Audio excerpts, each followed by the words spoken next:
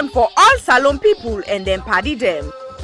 Sierra Leone Media will be bringing you a variety of programs ranging from documentaries to discussions, interviews, news, views, sports, and entertainment.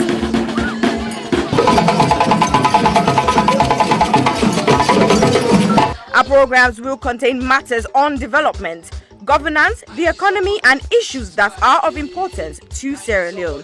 So, no left BNO because we get Bebe program then like Salon discussion, meets the ministers, the President's Hour and the Gladi program. Look me, I look you. All this they start soon na www.sierragemedia.org. Now who's tem these?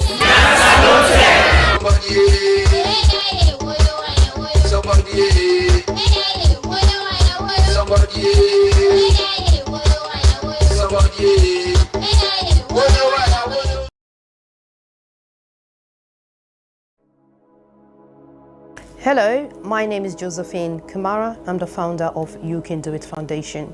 You Can Do It Foundation is a charitable organization based in Sierra Leone, West Africa.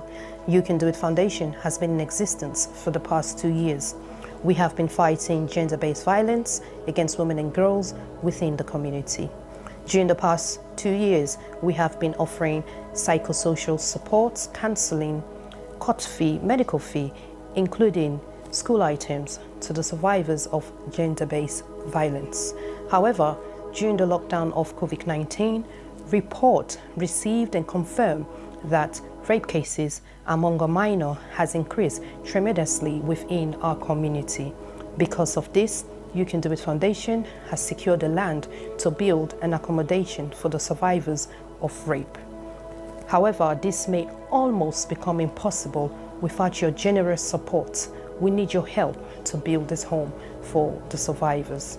Your help could be in cash or in kind.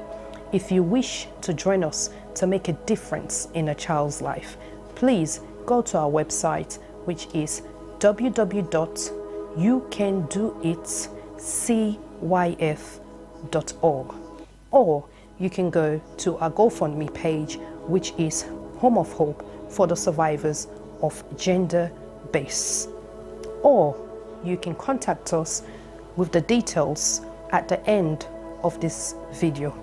We thank you greatly for your generous support, and thank you once more for making a difference in a child's life.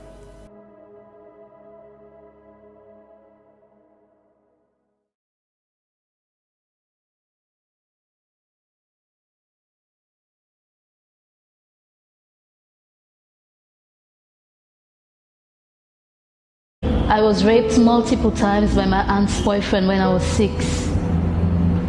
I was repeatedly raped at the age of 8 by a close family member. I was raped at 19. I didn't speak openly about it because I was ashamed and afraid that people would judge me. I was raped at age 5 by my caregiver's husband.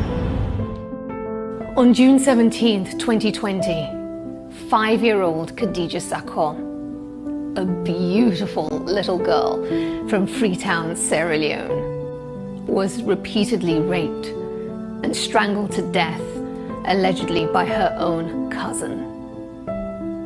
Her death shocked the nation. But in truth, in this small West African country, 9 out of 10 girls experience some form of sexual violence in their lifetime. Think about that for a second. 9 out of 10. That's 90%. My name is Aisha Sasay. I'm a journalist and activist. I'm joining forces with Idris Elba and other activists from across Sierra Leone to support the survivors of sexual violence with the Survivors Solidarity Fund. Please consider donating whatever you can afford. All monies raised will go to 4 local organizations currently providing free medical and legal services to survivors. 5-year-old Khadija lost her life to sexual violence. That same threat remains for millions of others. So this is also a call for you to use your voice, your power, to draw attention to an enduring culture of rape. Together, we must end it now. My name is Aisha Sase. I am Khadija Sako. I am Khadija Sako. I am Khadija Sako. I am Khadija Sako. I am Khadija Sako. We are Khadija Sako. We are all Khadija Sako.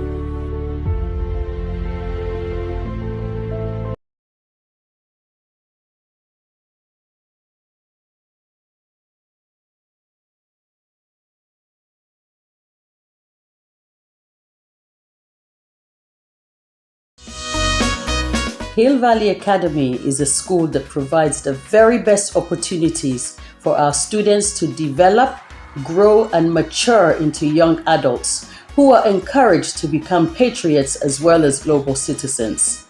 We have high expectations and ambitions for all our students. We provide a caring, supportive, tolerant, and challenging environment in which all individuals can grow and flourish. A graduate of Hill Valley Academy is a well-rounded human being capable of making the most of what life has to offer. We actively encourage academic excellence with a sense of responsibility. We look forward to welcoming you to our school and to meeting you in the not too distant future, because together we achieve the extraordinary.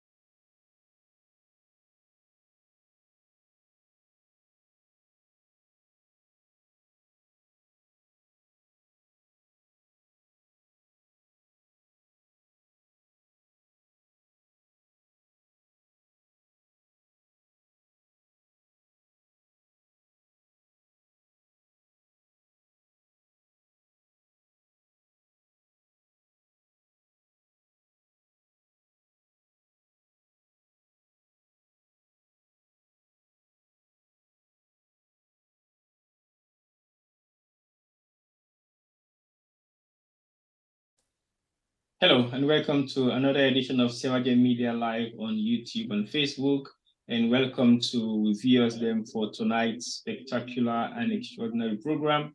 We will just bring Cantona for today. Today is Friday, January 6th, and 2023. I want to say welcome to everybody once more, and today is a special day, so we realize since today is a special day and it marks one of the most remarkable days in Sierra Leone, I feel it's about time we look at it and then do something about it. January 6th is one of the historical dates in the history of Sierra Leone. Many people might not know exactly what that means, because some of the beginning right now we go down all 18, 19, might not have a clue of what in January 6th means. But I think if you are aged between 30, 35 going towards your 40, then you know exactly what is January 6th and the significance of January 6th to the people of Sierra Leone. January 6th, like I said, took place in 1999, and the gruesome activities of January 6th actually happened within Freetown. We don't know whether it escalated to the provincial towns, but I think Freetown was one of the most victimized area for the January 6th incidents, when I think was a time officially when the RUF freedom fighters, to be specific, entered Freetown in an Operation No Living Thing saga. The Operation No Living Thing saga was a saga brought to Sierra Leoneans, Freetonians to be specific, and people were thinking this is not real. This is like a film or like a movie with somebody to watch. Wait until you go to sleep, you grab, all of a sudden, you hear a gunshot, all of a sudden, you hear a building, they talk next to you, next to your household, and then they all over the streets of Freetown, ransacking, taking things into their own hands and getting rid of anything with an obstacle in front of them. Their also second mission was the fact that they want to get rid of all Nigerian military personnel when I've been ECOMOC, we've been based in Sierra Leone during that same day for actually take control of the war. The war was totally fought on different fronts. The fronts then we possibly some of we but I will say heard because I wasn't physically in Freetown when most of the incidents of the war take place. When the war was about in the provincial towns, yes, I might not still experience anything major, but I think at some point we had some amount of scuffles when the war just break up na Koindu, when I've been the border between Liberia and Sierra Leone from the southeastern part of the country, came out to be precise, around the side in there. So I not really go get any kind of physical experience where I go to you, but the aftermath of the war that I saw was gruesome. I think I saw certain elements of the war which totally put me off eating meat and eating chicken. Sometimes people ask, what's making you eat chicken and meat? To be very honest, its specific reason is because of the gruesome videos and pictures that I saw during the war. That is actually what make the reason make I feel say, nah, I can't really do meat anymore. And if they get some kind of side effect on me, so I know if it is not something I'll be able to continue to do at that particular period of time. We're talking about maybe 20-something years back down the line. It was a long time ago. And I know we say if not for Zika survive, I'm not gonna eat some more. If it is for survival, yes, I will eat it to survive, but not because I will go out of my way and get a pleasure for eat that. But anyway, that's just a side show.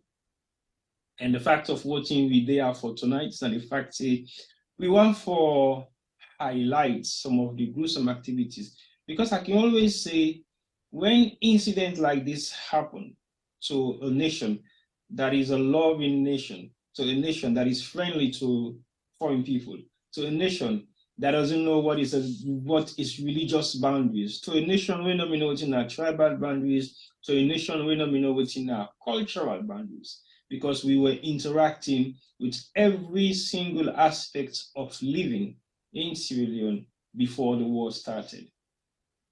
Reason make I say so now because even though there were differences in some various different tribes, but we didn't see it like it was anything that bad.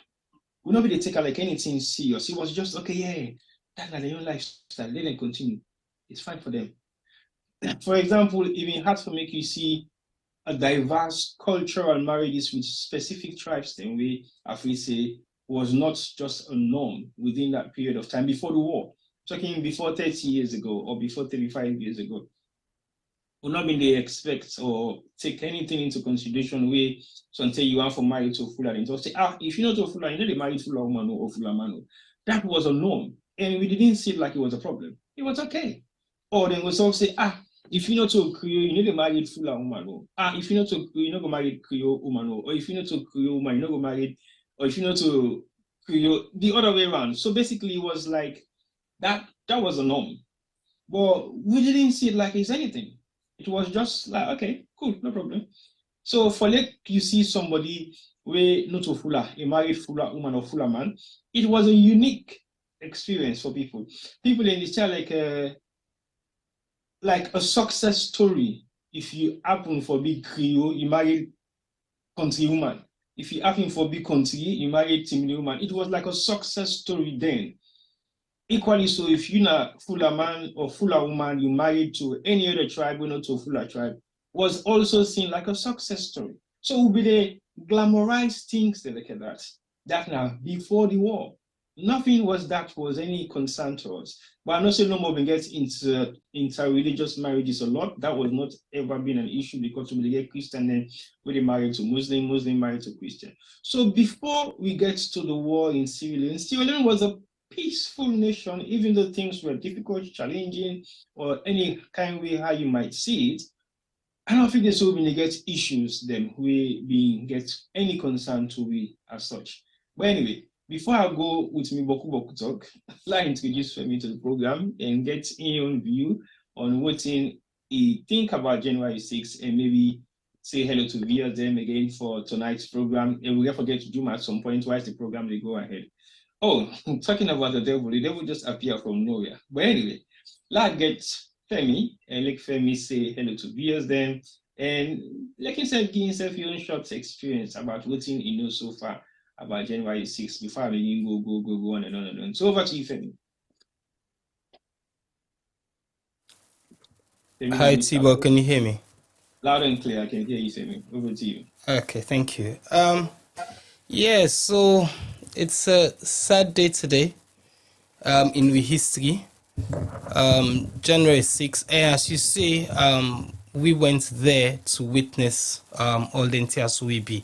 But what we go like for see is, may the souls of the departed, especially the innocent one them, may they rest in peace. The one day we survived the war, we are affected at the moment, both physically and mentally. We hope see, God go give them the strength for carry on and go able for provide for them. Because as we know, the country where we come out, very little gets done for people them. Mainly you get for fend for yourself. And if you get a physical disability because of the war, it's a hard thing. I'm not saying it's impossible, but it's a hard thing. If you get a mental disability because of the war, it's even worse. And talk about mental disability, a lot of Sierra Leoneans them still they suffer, even though you might not realize the severity of They say the other day, I think it's around New Year's Day, then the fire banga them. Now so area them, and people they all begin question, they all begin afraid, they all begin ask, say, waiting they happen. Now the trauma we still there in people them because the sound of the incident they remind them of things that will be over 20 years ago now we country where we know one for make repeat itself. So really and truly we get the people that really suffer physically, you get the people that we get serious mental issues, but then we get majority of the people of Sierra Leone with their hearts they still not rested because of the incident. I was in I celebrated Christmas at a family house, and one of the people that we've been dating, we were watching a Netflix film, and there was a war scene, and the amount of violence we've been dating, the mommy and elderly lady, not able to watch. It turns on the eye. So the picking and the hamburger and they say, hey, grandma, what's happening? Now they tell us on a left from a granny because, I can imagine waiting even to go through at that point in time, the way she saw, a Siboku thing where things say trigger memories them. So being able to stop the film at some point. And not just one story, we don't hear several stories over the years of especially with elderly them who they bring Canada side of the world, they left them for television and they make incidents and the memories of the war they come back and cause a lot of more and more pain. So I think so although 20 something years don't pass, would I say 23 years don't pass since J6 people and still remember J6 for we enough Fritonians them. I think that's in the Friton really feel the pinch of the war because for several years we don't really see the war day upline and the feds blah blah blah and a lot of Fritonians them they turn they are elsewhere, they still enjoy themselves, they still have fun, they not be understand say equate to be granted and can see if you backyard dirty now for sweep them because if you not take any breeze go blow the dirty can inside yours and then they happen because attention wasn't paid at the onset of the war. we allowed the war for spill coming to the city, will cause possibly more damage than it been gets throughout the country. In that day, from Mutai, there was a lot of blood that was spilled. I heard that the bridge between Brookfields and Congo Cross was literally the Nade been the deadline. We then see if anything happen, we not go allow make the rebellion cross this area. So on that bridge there, apparently there was blood flowing with the hundreds and sometimes thousands of people that we perish on that day. Over to you, T-Boy. I believe say that testimony of what you is likely 110% true, and you will corroborate and back that up later on in the discussion and confirm some of the stuff that we say. But I also want for bring Juma, and funny enough, Juma I think say possibly experienced a lot of the gruesome parts of January 6th, because I believe say he was in Sierra Leone, and I think he was one of the people who were trying to do their best to minimize some of the atrocities them and some of the other issues that will happen after the J6 incident. So I will bring in Juma and Juma myself say hello to the viewers and actually bring coming on insights, quick insight, because I would say this program will have been focused around Juma's testimonial experience, but I think at some point we might go down that road. So over to you, Juma. Say hello to viewers and just giving an intro of your experience in actually witnessing some of the gruesome activities of January 6th in Freetown. Hello, thank you so much, T-Boy. Famule Munado, welcome again. And if you just join me for the first time in the new year, we want to say Happy New Year again to Una. And we hope say 2023 will be a year of celebration, will be a year of joy, and be a year of peace, both in Sierra Leone and across the world. T-Boy said yesterday, it is cold. Like I see you put the jumper on and you choke. Yeah, so it is cold. So not to bluff, not cold. I wanted to do the same, but me I'm gonna begin telling me just not say you know the guys properly. But it's even right. So we can understand your situation. Right. So again, January 6th reflection. You know, we can always say, if you don't know Usai they go, don't forget Usai come out. January 6th and so many other events and don't be part of the Sierra Leone history. So if you're Sierra Leonean or you're connected with Sierra Leone, it is your history. It is an event that affected you either directly or indirectly. And January 6th, like possibly other things that would hear, it's not a farce, not a story, it's not a fiction, it's not a Hollywood or Nollywood or Bollywood movie. It was an actual event, an event that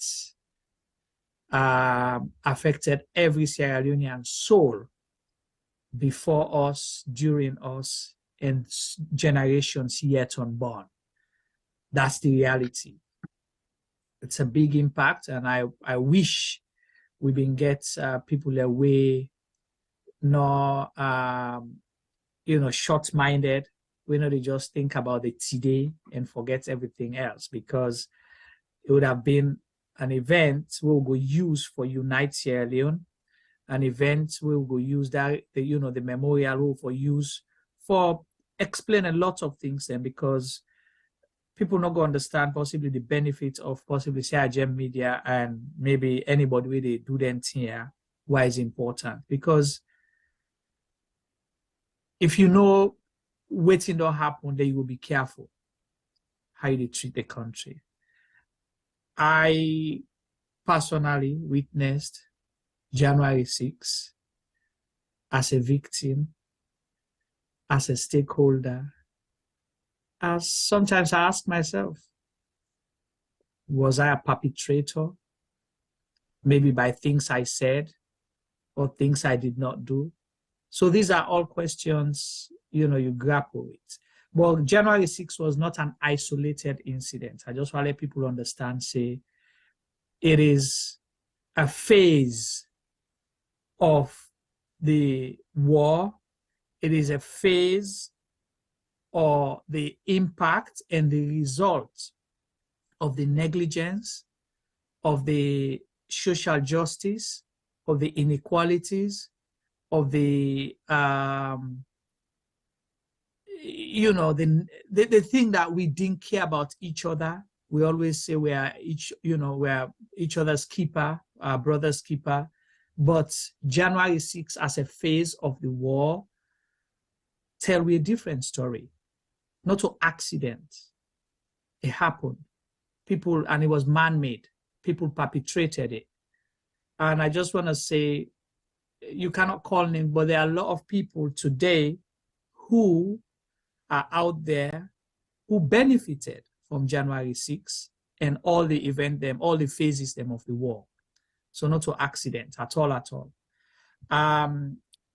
If you look at time like FOC is the biggest thing that happened because it affects some of the people where perpetrate, where now them in there under, where they put the fire. It affect them.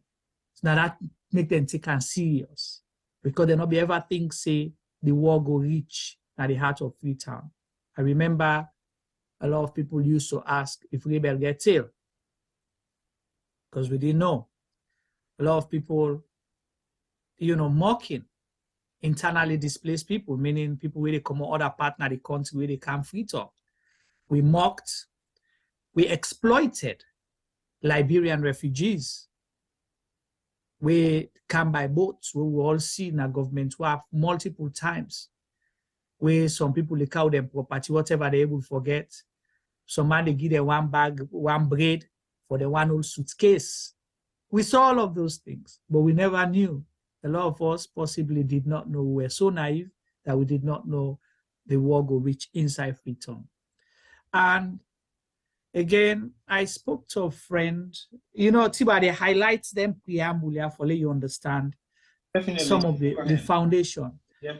Recently, I spoke to a friend who's not a Sierra Leonean, but he shared something with me where that they go always left in my mind.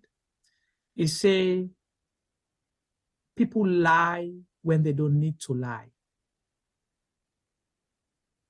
And, and the lies, they come back for haunt with. The reason why I make they say there are people in position of trust, position of authority. Maybe they are sure we say they are in full control of the war. But it escalated, and look, on record, we lost about 50,000 souls across during that 11-year period. That now waiting there on record. But gruesomely, what we saw January 6th, I'm not sure say it don't ever happen at any war, including the World War II, then World War I, all the one they don't hear about. So January 6th was real. The days leading to January 6th, with the Yeridi report, some of us were maybe part of the Sierra Leone Red Cross, and we get some of our colleagues that have been in the Waterloo area, the 6 Mile where the rebel and they camp few days before the December period. We say, they say, oh, no, not joke no more. Then say, then they in charge until the night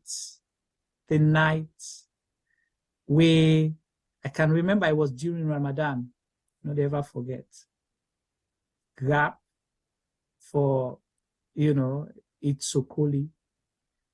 Then you hear 4 o'clock morning, you hear crowd, people moving. And when you come out Nado, you see this crowd of people going. You ask what happened. They say, oh, the rebel don't come inside Freetown. Well, so now they go now. Oh, we go for inside for go rest. Not knowing we were talking to rebels. So they came, human shield, and I was in central Freetown, Sakila Road. So that'll be the central. So imagine waiting to happen at the eastern part of Freetown before then they reach yonder. You know how they burn a whole barracks. The one, how you call the place? Locust area. What do you call it? Locust barracks. Yeah, that barracks. We know where they go put fire and things them and all that. But then they come in, not knowing these were rebels using other, non-military people as human shields. The loaded and to gun them the inside it. So it was well orchestrated plan, not like I say an accident. So we saw that. Then in the morning now, you get people knocking, bam, bam, bam. Una come on ado. If una not come on ado, they kill una inside it. Una come on ado, una can't sing and dance una one piece. No, una one piece, they una not go to una bush. Another group come just then go come. Oh, una go inside back. We go inside. The other day, hey, una come on. So now that now we deal with for weeks. It was scary. We suffered in the hands of rebels. We suffered in the hands of Kamajos. We suffered in the hands of Ecomog. So, because nobody not trust anybody. We lost friends, we lost family members, we lost properties, a lot of things.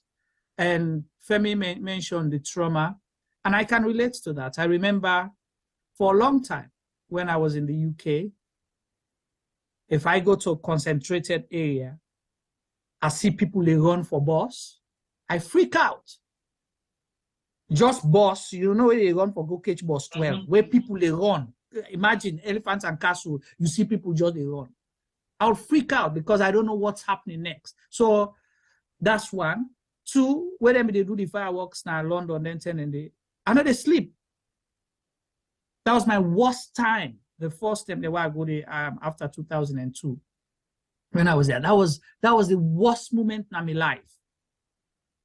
Where then they do them fireworks. So the traumatic event is real as well. Up until today, I always prepare like I'm in a war situation.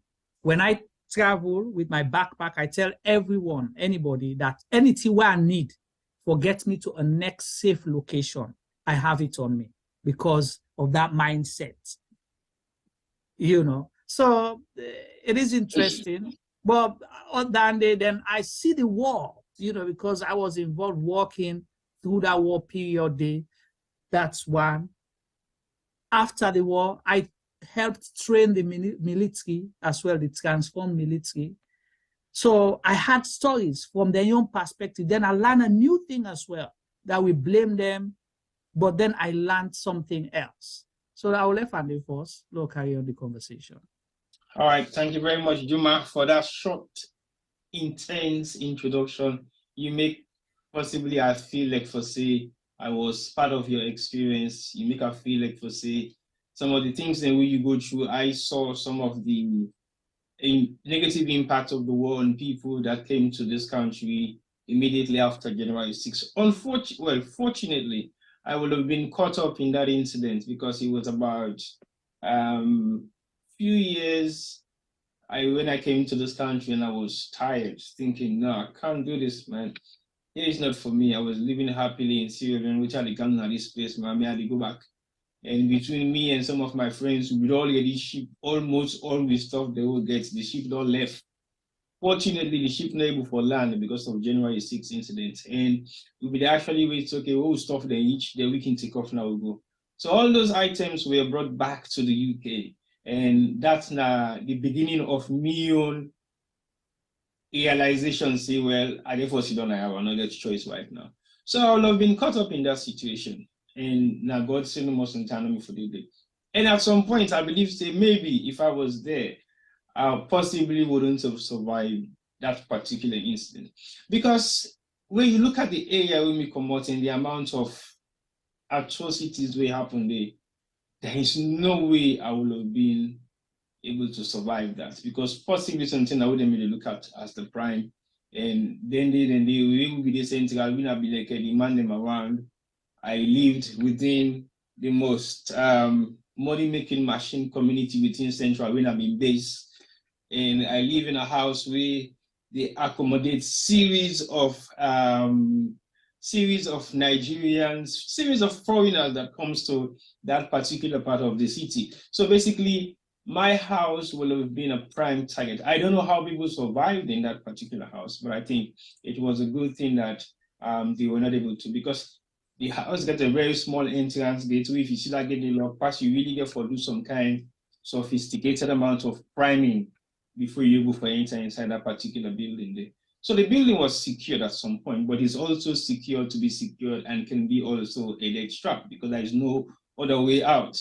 The only other way out, first you get for jump 4-story right top of the house for go to the next building the way they around. So it was not something that would have been easy.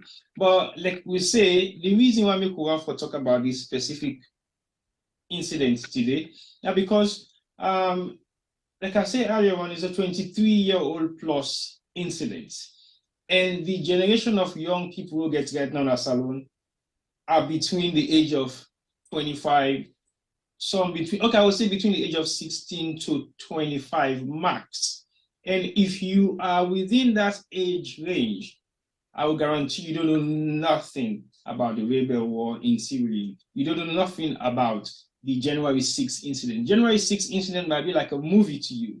So the reason why we make sure say we remind people them of these activities, because the January 6 people then we actually they salon today, we are adults then. Now they born some of them picking their house way old 20, 23 or 25 years old right now. And I'll just think about the kind of message or history or information where they will pass on to them picking their house. So we will make the picking and begin thinking, say, well, hold on, daddy, why should I believe in what you're saying? There is no evidence of it. There is no facts, findings. There is no museum. There is nothing that is written in our history books that you can show me either in school, in university, in primary school, in nursery, or in our day-to-day activities then where they go by every other day. So it's very important. When I say very important, extremely very important. For like we remind some of them we picking they are so involved in so many different kind of activities in Sierra Leone right now. We don't know nothing but January 6th. Because some of them now product of January 6th. It's bad to say that, but imagine how many women were raped during that period that became pregnant and have those kids. Is there anything being passed on to these kids to let them know that you possibly are the consequences of this particular incident we happened at salon then? Or has there been any form of counseling, any form of mediation, any form of therapy where they will give towards not just the kids, but also their parents? Because at the end of the day, most of the suffering where plenty people in the overcome at salon right now, majority of them is down to the incidents of January 6th and the war itself. So if we don't have anything to tell this young generation of young boys and girls growing up, if we don't have nothing to say to their parents, what we need to do to reinforce their stability, their mindsets, their mentality, their focal mental states of mind is so damaged that they don't have nothing to pass on to these kids other than the damaged message that is already in their mindset. So it's very important for me we discuss about anything there. So it's very important for me we highlight them because we cannot deny some of the history we get for make we the nation that we are today. I'll give you an example. The Falklands War is still being celebrated in the UK as a holiday, a remarkable day, a day of memorial where they lay with, they lay everything else for represent or for recognize that particular day. Now, the World War is also an incident that is recognized worldwide. Every other day when they stopped the war, when the official last gun was shot in the UK, when I've been the London, when I've been the battlefield of the war, then they make sure say they highlight all of the entire. So then they make sure say the grand and great grandparents of the current young man and young woman in this country, then they recognize them. Then they recognize their presence, then they recognize their hard work, then they recognize everything where they don't do for make sure say London was liberated. That is nothing that you can take away from them. Yeah. But now let's look at we own. What in the way we don't do or recognize the fact say we had a gruesome rebel war, not just that, we had a gruesome January 6 incident where overcome the 20 years of war where they see we fought in a saloon. Like Juma said earlier on, I was in Freetown when people were asking, Rebel get till, how Rebel sound like? Because we never knew the essence behind rebel, because we always hear they say guerrilla warfare. So the guerrilla warfare is what people were making reference to, whether were these real human beings and why were they called guerrilla warfare. Some of people don't even know why they were being referred to like guerrilla warriors. And the guerrilla war incidents now something we come all the way from Cuba, Venezuela, and the Che Guevara era and the Fidel Castro era and I would say some elements of the Gaddafi era, but now more or less the Che Guevara, Fidel Castro, and few more liberators than we come up from the South Africa. In South Africa, well, kind of the apartheid also made some elements of the guerrilla warfare because they were trained by Cubans and people from Venezuela. So basically, that is where they were called guerrilla war fighters, because they were trained like how you live in the forest. So basically, you've been trained how to survive in an environment that is not your familiar environment. Just like when you go get a gorilla in a bush, in a bush they survive by, they eat grass, they sleep, any side way next meet another day, rest. So that is why they were called guerrilla warfares. And they were traveling from one geographical location in Africa to the other, not by commuting by any means of transportation, either by car or airplane or vehicle or truck. They were doing it on the road. So they were well trained. So people in knowledge of rebel, now be like, are they real humans? They get life, like how many to get life. So it was really much of a challenge. But John, I'll bring you come in. I see one for buttress on some of the stuff they say. Over to you. Yeah, thank you, T-Boy. So you see, for me, the issues there were get, and I'm not, I don't owe anybody apology, but like I say, I emphasize on owe anybody apology.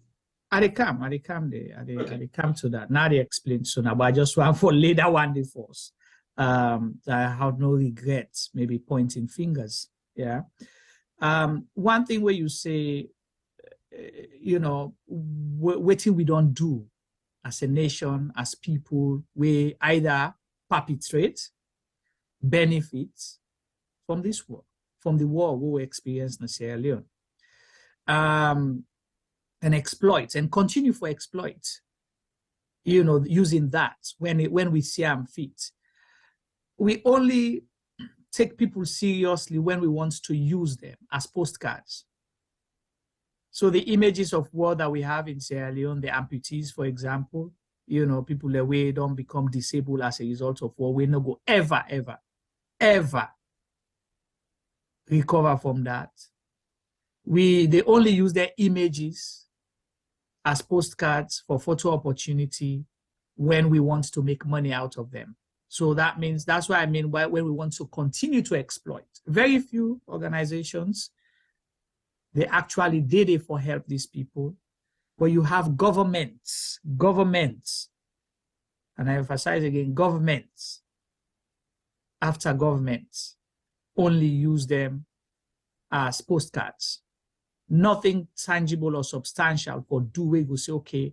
Because like you say, war veterans, people that will suffer from Holocaust, they are protected. They are given preferential treatment in so many things that way they happen, because they know they're waiting and all loss. If they were to sue a government, because if then they sue the people, they don't suffer the war as alone. If then they sue, not to individual, then they sue, now government, then they sue. Because government's responsibility is to protect their lives and property. That is the primary aim of every government, for make sure say they protect the life, property, and provide safety for people. So if you allow a war to happen, lasted 11 years, and people have lost everything, including being maimed, they can sue government. And if they sue government, waiting they sue government for, one, not to just the disability, but waiting them for be done benefit if that war they not be done there. So we cry today, oh, then too like bigger. Oh, they always then are cutting tree, then they go back now and village them. But you're forgetting, these people had lives before the war. They had lives, not necessarily say they all been gentry or millionaire them, but they been get life where then they live comfortably. What would have happened? Sometimes somebody probably don't born, somebody don't become president today. But you deprive them of that because of the war. Somebody in picking for the land book, you understand, and able to take care of his family. Somebody in business for don't flourish, in farm. But the war. So what I say this, we only look at the extreme negative impact when at the death or the disability, but we forget the other things the way people are lost, the economic things the way people are lost, the social things the way people are lost. When you say somebody's been displaced, imagine you, T-boy, me and you, where would they travel for go na an unknown land?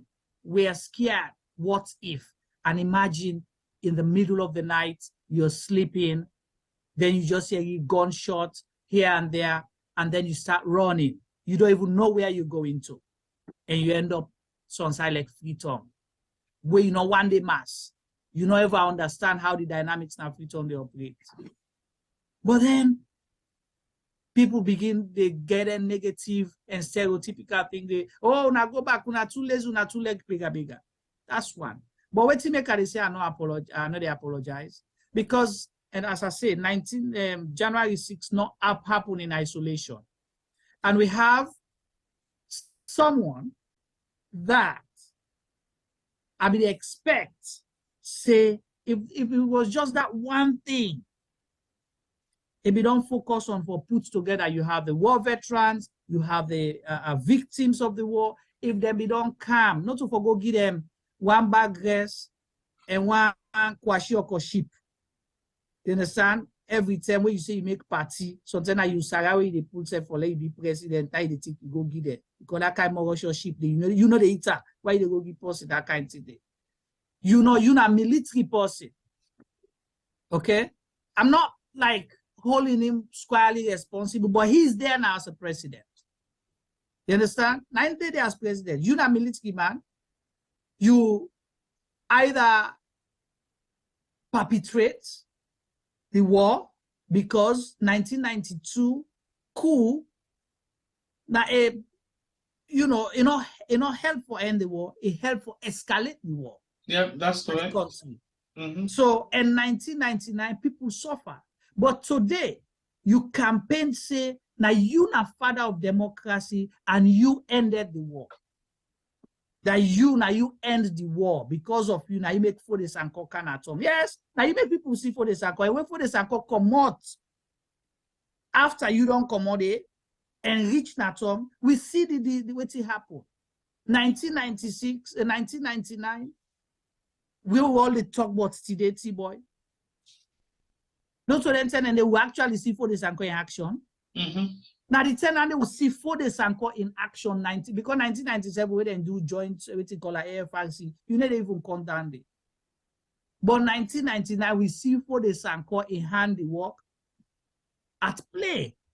So if you the claim say you are father of democracy, a day like this, you not even organize one attire-based event.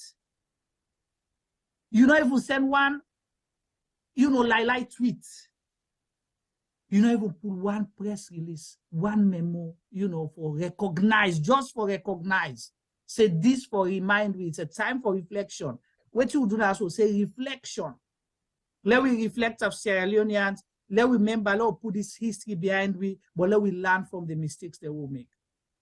So that's why I say I'm not apologetic at all, because President Bio, na been soldier man, he take part in the war, so he was a factor. What he did or what he did not do, we don't know, because their role was to do what? To protect the territorial integrity of the country as a military personnel. But you benefited from the war. Because when you come, now that time you can say, oh, the left one and a bush, or the country, this, that, and all come. Now you tell we say you that all soldier never die. You take praise for this. People lost lives, they lost property, things that they don't go ever able to get. But today, a day like today, you're sitting there, you get people there, they serve now your cabinet. When I be with 1 millionaire, if we want for name, they will name them one by one. But that's not what we have for today. But if they say they reflect, we have to say this hard truth. Hopefully, if he's still there next year, sometimes this go prompt him for letting know for say, there is something. You had someone that has been linked. Ali Kaba has been the direct source. He is on record. There are records, international records, for point all fingers leading to him, that he's a major player and an architect of the war. He's serving in your cabinet. Up until today, una ever, or una want for put that dark history behind we. Like say una not been there, una want wipe them off. It's there. And we'll talk about it. Now that I want to say, I know we'll be apologize. Okay, no problem, Juma. I think I'm happy with that. Even myself, I'm not apologetic, not because of what you don't say, but in anything else what I get for say going forward in this particular program. And I also believe, say, you make mention of the people and they always drive them, people and we not disabled way, they not cutting trees. So when I come up, when I go back to when I come up. But to be very honest to you, I will tell you, say, if you stop any one of those people and ask them, do you know why these people are here? You know what you actually do them? They're not able to give you an answer, not a specific answer. And to be very honest, I would say 90% of all the people and way they run the streets of Freetown as disabled right now without limbs or legs are the consequences of January 6th or consequences of the war itself overall. So let us not just look them like that no more. They are victims of the gruesome activities perpetrated by Sierra Leoneans who are walking the streets of Sierra Leone as free men with all their arms and legs intact. So let us not just ignore that fact. That is a fact that we cannot ignore. And if I was even not just amazed at the fact that there was not even a single press release from any government quarters for identify the day today as January 6th. Quickly, I interject. Even if the president not be one for make a statement, but your government, they are agencies. You get a peace, you get peace, what you call them? National peace and national cohesion commission. Yeah. So you want to tell me, say, they're not going to recognize them like this for pull out a statement for say, you know, from waiting me don't happen, that is why it is necessary for let we get peace and national cohesion moving forward. But we had prayers and thoughts there with the, you know, departed souls, the people who don't die, you know, victims, and every Sierra Leonean. But let we make sure, say but we are happy and quickly referencing Rwanda, then genocide. With a reference to Rwanda, then genocide, and then we forget, but we own genocide will happen January 6th. Or is it because with my right, the Rwanda own? So we cannot talk about this one. Say today the movie, what you call it, Beast of No Nation. I don't know whether you've seen it. I'm not gonna watch them. I can only remote to boy for press. But what see the picture, you know, the poster with the small boy and the god. What they get? And still, imagine that movie don't come how many years. I don't have the guts to watch it. I would say the reason why some of these movies are not being promoted extremely highly in Sierra Leone now because of the gruesome reminders of this. It's still in our people in mind. Don't just go away it. I watched Hotel Rwanda. Again, if you know exactly what happened in Rwanda, when they say genocide, you might not know the impact or the effect of genocide until you watch Hotel Rwanda. Yep. When you watch that film, you will be upset why you are still living. You will definitely be upset why you are still living. So I would say Beast of a Nation is not just, I don't think it is gruesome enough to replicate the January 6th incident in Sierra Leone. I don't think it was gruesome enough. But I think... And see, let me go tell you again. If anybody watch Hotel Rwanda, just imagine waiting you see in a Hotel Rwanda, the movie, say 10 times of that night happened January 6th. 10 times of what happened in a Hotel Rwanda, night happened January 6th. That's what I'm saying. Let me say, you not go able to know the amount of activities will happen at Salon, because Beast of a Nation does not actually justify the incident itself. So it's not as gruesome as you might think. This is how it happened. But what you make around for make this kind of reflection and make comparison where you mentioned Rwanda. Now, because of the fact, say, yes, you're quite correct. Say, with manor label Salon for be an equivalence to Rwanda. But I think some of the reason behind that mostly now a propaganda image where the West, specifically UK, not one for projects, because they were like the custodial responsibility of looking after places like Sierra Leone. So they will not be held responsible to sit back and allow things like this happening in Sierra Leone, especially where they possibly know the key players involved in all of these activities. They might possibly thinking, okay, they will just get over it. Like you say, they underestimated the situation.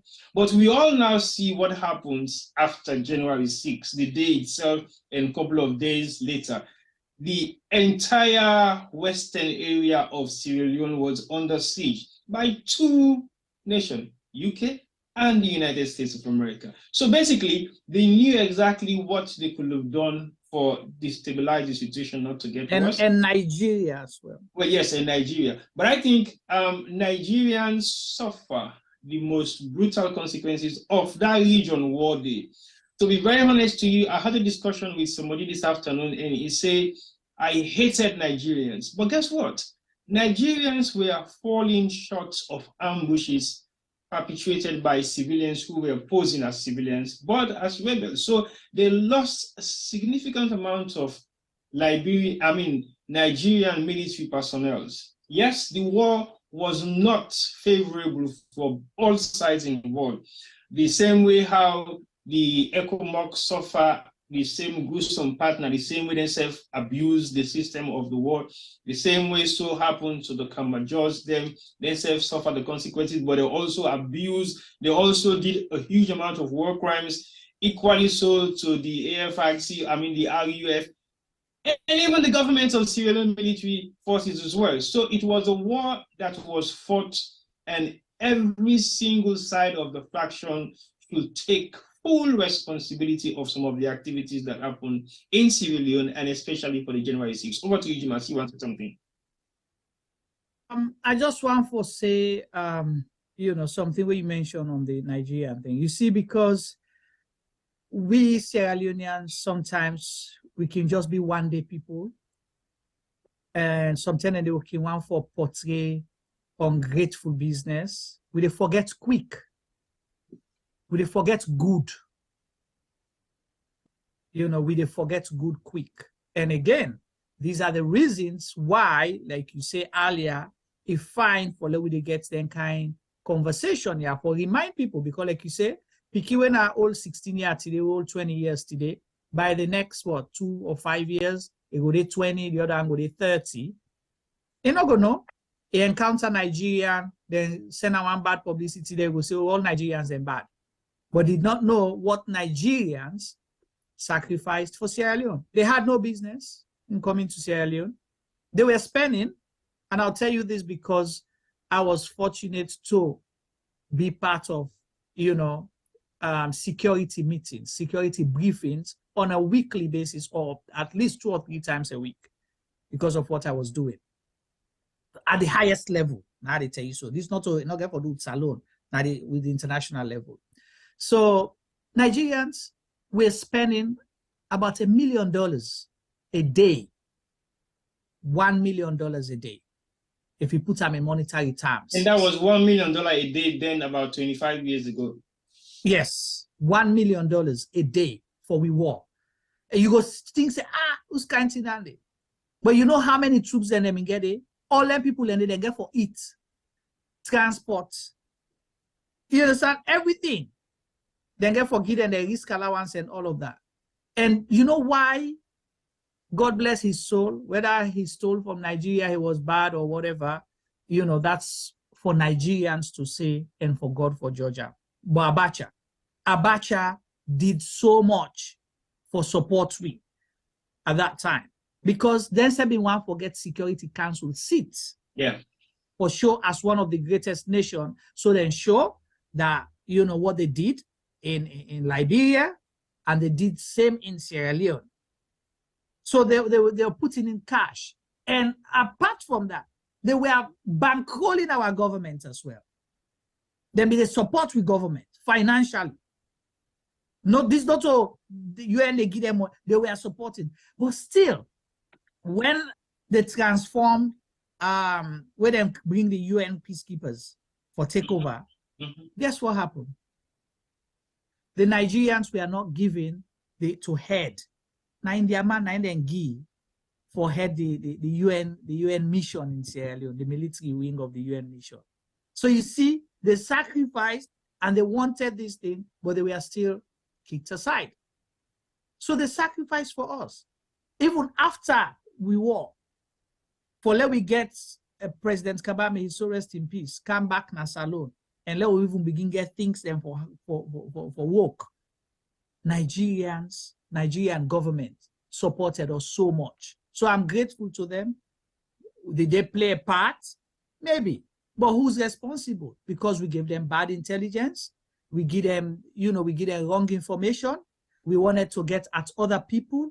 We wanted to get rid of certain people in the country. Say, okay, Lord, kill us, or Lord, do this and that. So now we give them bad intelligence. And if I come for helping, I use T-boy. Now how you allow help you? That's why I go help you. Not all the Nigerians them are the blame. I blame us Sierra Leoneans.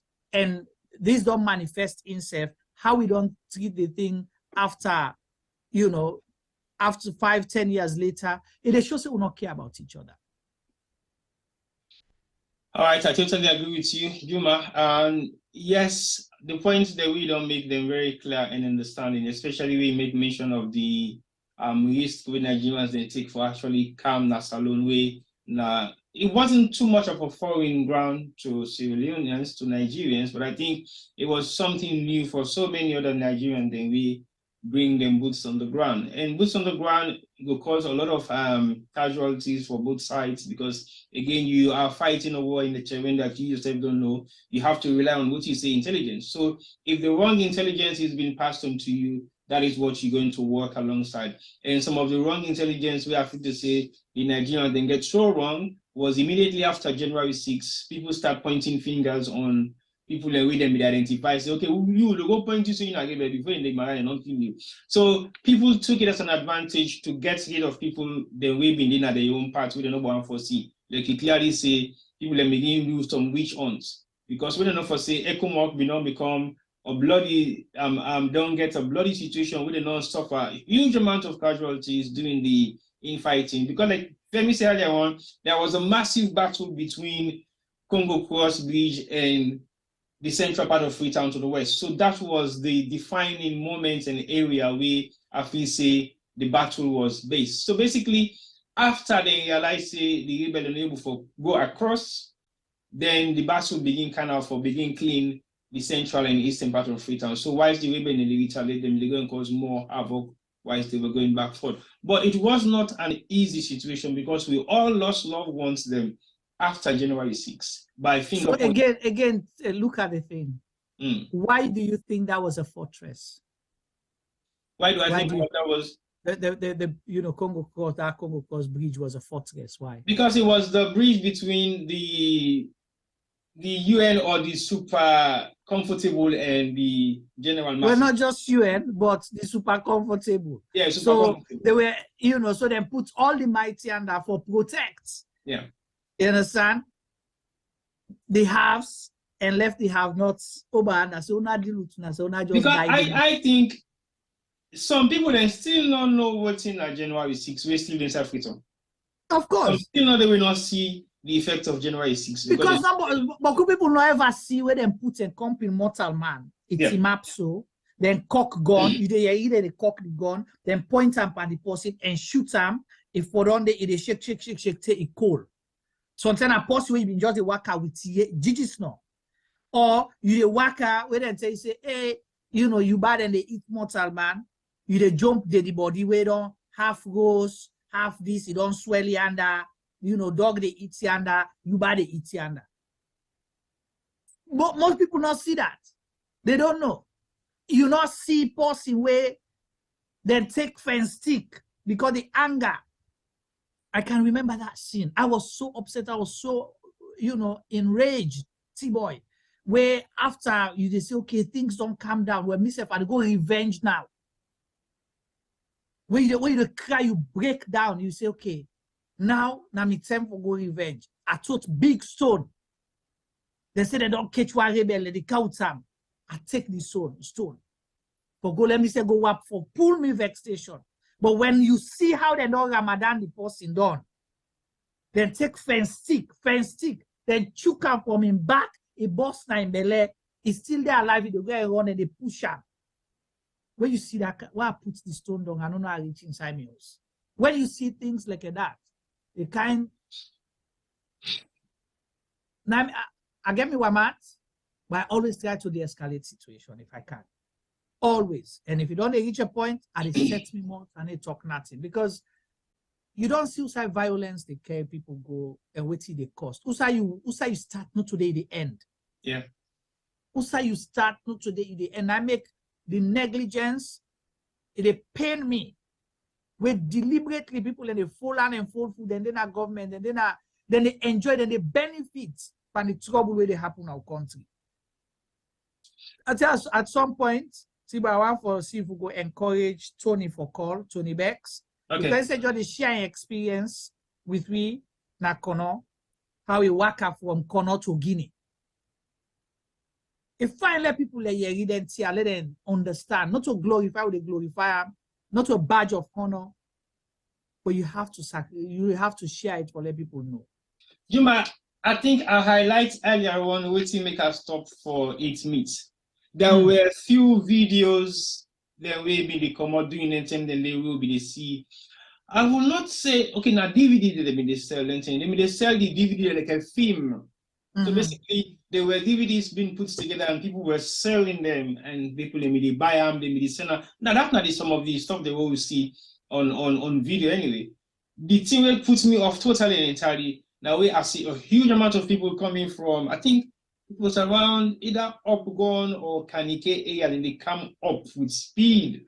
And Uda you they see get cut foot, cut hand. The one way just put me off totally in a way as if somebody own in hand, not in hand. I've been going to say, no, this is not possible. This is totally not possible. So imagine you're not physically present at that particular scene and the kind of impact that you don't put in your mind already. And then now think of people that really actually don't go to that way. There been the people that maybe they go and fetch the one way they don't die, we not die, pull dead body on top of somebody way, something not die it. I think it was a gruesome scene. And I've seen that way, and not to say anybody go want for be part of or either be part of any kind of experience of that nature. And Tibo, you saying that people never understand. Yeah. Macaulay Street, Bengon. You know how many people there were there kill Yanda and bury because there was a checkpoint there.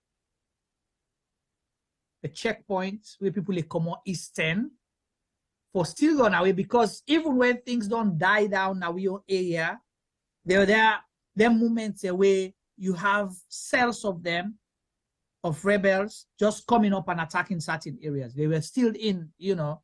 So waiting and do, they'll isolate people there because now they come up, they all run away camp because they say they get life. If I'm not safe, I cannot protect you. The all run can and can make a buffer. So it's like, una way they Eastern, una just dey. People where they run away come on Eastern for come for you get people, just like how somebody say just now say Trusin say, and Trusin, I agree with you. There are a lot of people where them point and kill innocently, and we have highlighted here. Yeah. Now that checkpoints they.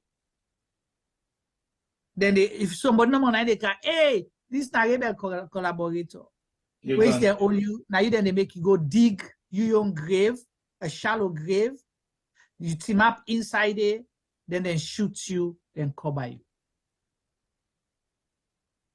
you. Somebody go just pass near you just now. Where sometimes you don't come on this side, now the western part, also you feel safe. But in family members, then still there on the other side. So sometimes I know the breadwinner, or I know the strong, I know the agile one. Say, la go look one, if they're not on born with property, la go look if they're not on thief with property, or la go look if we other family members, then the last guy for bring them come on this guy. So they don't secure one somebody unfinished building, or they don't identify one family member or family friend or friend of a friend who side and they go, seek sanctuary. Now that go where they go over, then go tell us, then catch and say, now information they go transmit to the rebel because it be the Eastern. Or they will be see how will be the kind of Eastern, now what be the kind, how we manage each other also. So you're gone. Sometimes a girlfriend business when I be don't meet up, sometimes a neighbor business when I be don't meet up and I don't get chamot, or it just look you, not like you, or it look at and so okay, and at the time this for that gets rid of her. Those things happen. You talked about the amputation. Rwanda war, you ever see they go tell somebody say, all right, can't team up. Okay, we'll choose whether you want for the long sleeve you want, short sleeve or sleeveless. Then say put your hand. Or then go take something. These people make it like a joke. Then go put and say fall. Then they put the fall, say for catch the fall. If you not catch the fall, then they cut your hand. Or they started first before them begin cut hand. This time before we precede all the 1999 and all of that one day. The election before peace and peace before election. I talk about the NPRC days. Say, okay, if you want for go vote and see, say, I want for get election before peace, just for this democracy, it pains me when one person, they claim saying a father of democracy. There are people giving oil, then they burn oil and put pots, big pots, you sabi frying pots, where they fry beef, chicken, just imagine, I just want to create that for you to understand. Whether they fry the thing they will eat. Put oil, warm the oil, say, hey, okay, until I see now election, and I vote you there for go vote, right? Well, wash your hand inside this oil, then you rinse your hand at the warm water. You tell people for wash their hand inside hot oil. Say wash your hand. Like how you do way you wash your hand in the morning for eat. Wash your hand inside the oil and rinse your hand at the boil water. So imagine that kind of scene.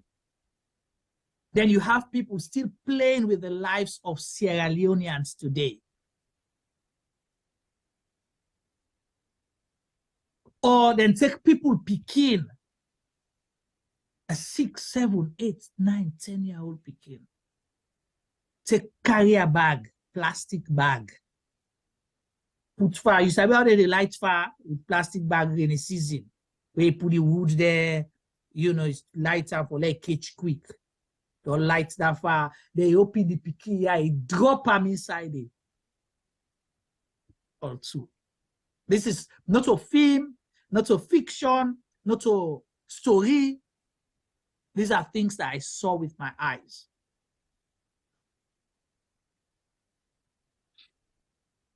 My first trip to the UK in 2001, I had to take a boy there for constructive surgery, for plastic surgery, because the rebels took that boy, may he so rest in peace, They braced him.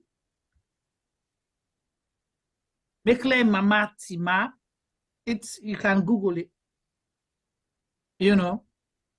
Mekle Mama Tima.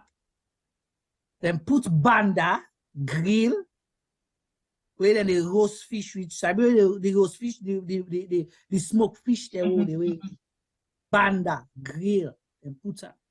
Then light the bobo, then light the banda, then put her on top there. Then put in mama for sing and dance. It's not a movie. What saved him? The Ecomog jets been they passed to that area. Then we don't get intel about rebel concentration area and they were bombing. So they run go now. That nine save and make him all die. But all this was disfigured. His hand was like this.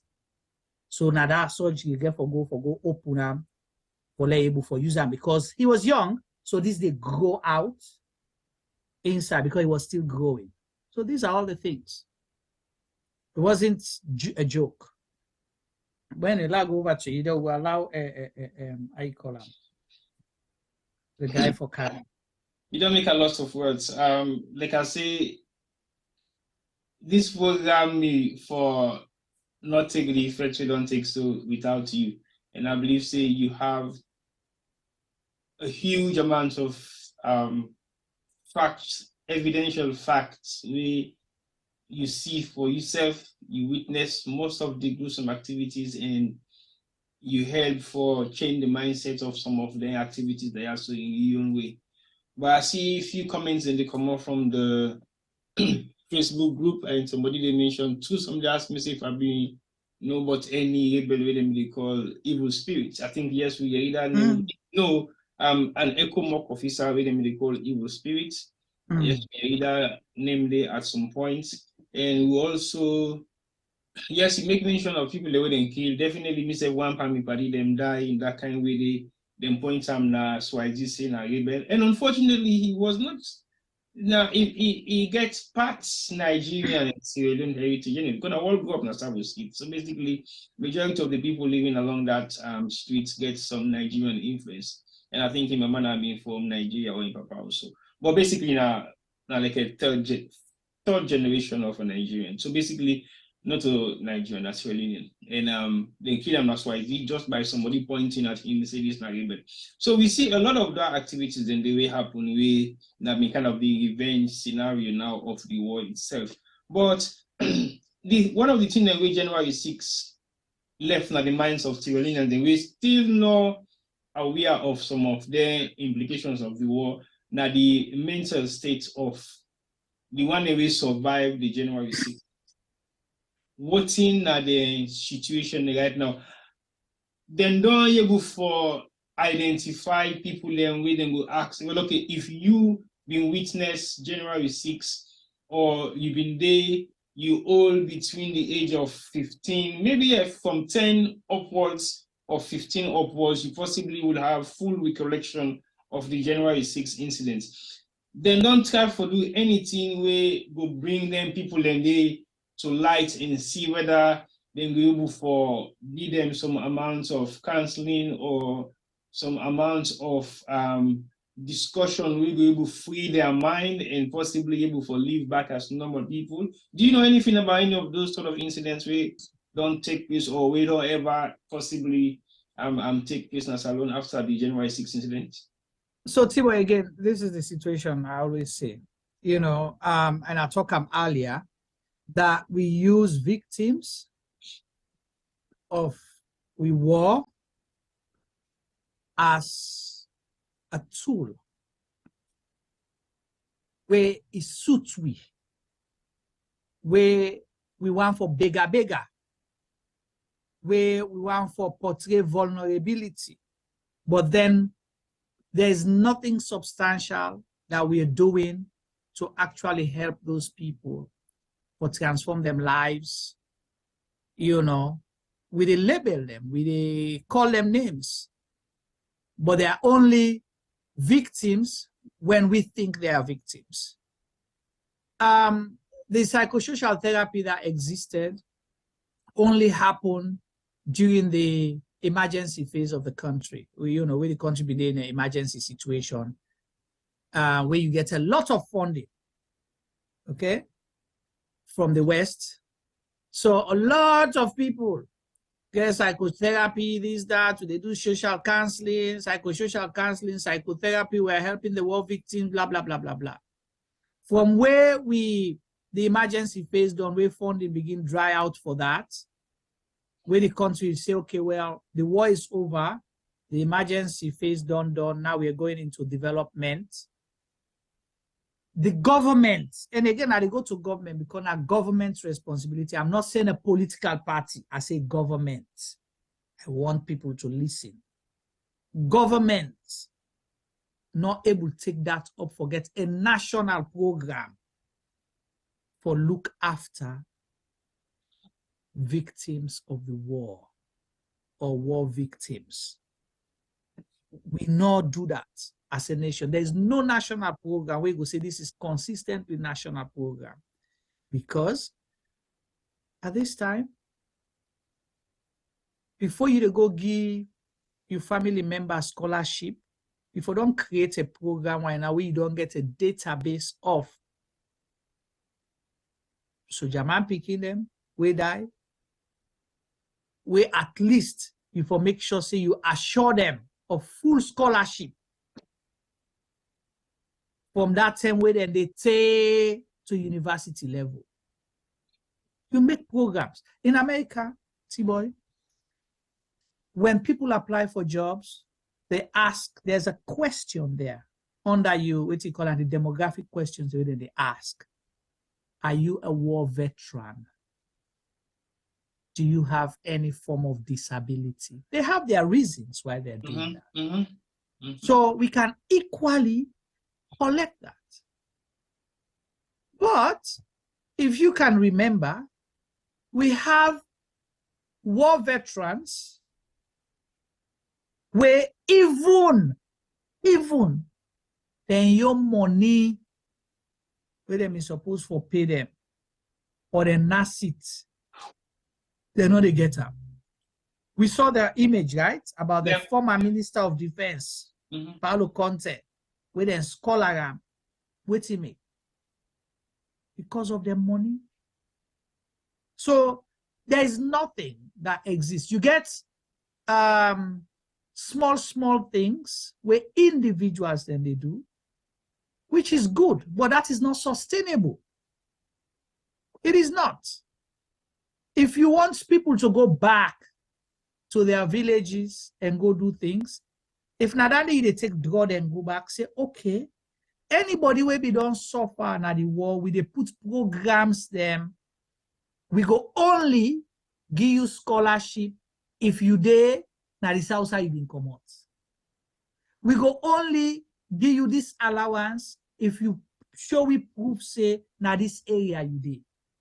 You understand what I mean? Eh? So with that, you don't draw people for go back because they don't know for say, okay, at least rather than me staying here begging or stealing, pickpocketing, or riding Okada, at least there's benefit for me if I go where I am. The moment we accommodate, the allowance go only day.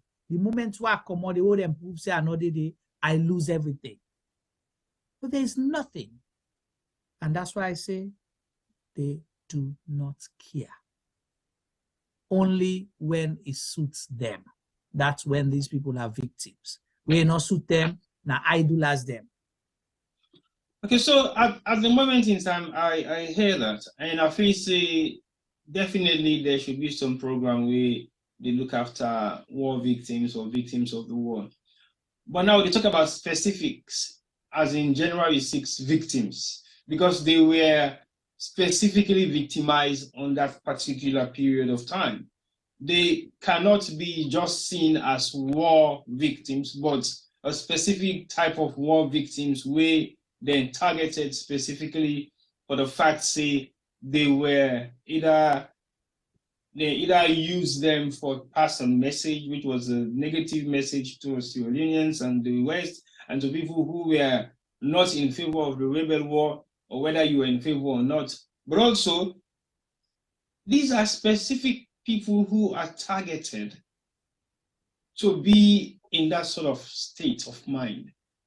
I think their situations should be slightly more different from war victims, because war victims, everybody when a civilian possibly will say is a war victim, will live within Freetown during the war, or will live in the war-torn areas in the province. But January 6th is an extraordinary day that was primarily targeting people in a specific way.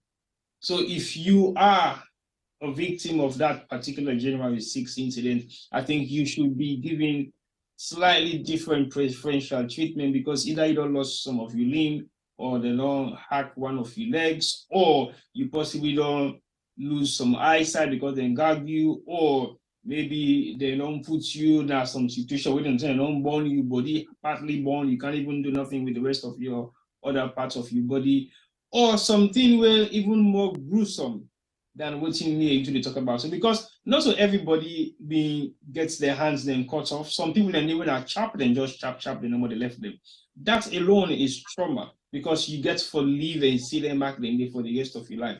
It gives you a terrible reminder. So in your own capacity as somebody we work within the reach after the war itself, after January 6th, and try to reconcile even some of the perpetrators and some of the victims, then what do you think the state could have been one of the best options then if we don't drive the nation to another level of actually acknowledging and maybe creating some form of facilities, or encouraging some of these people for maybe able to get some benefits out of the gruesome activities when they perpetrate against them, in your own capacity or in your own words? Again, possibly, I understand what they say, but I think Simi gets a different viewpoint, wherein I think it would be difficult for treat them in isolation and give them preferential treatment, because how do you determine who suffered most during the war? Because there are other people, in the provinces, we suffered the war for years.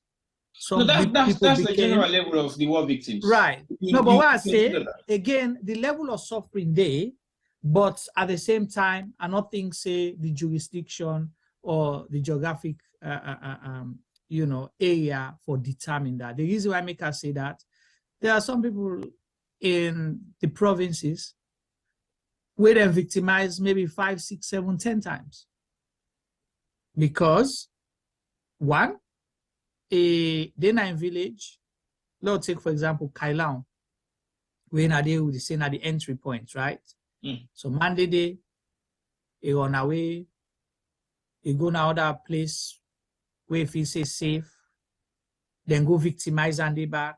They think say okay, it's safer to come back to Kenema to Kailaon because now they are Sabi, a candy them Borneos.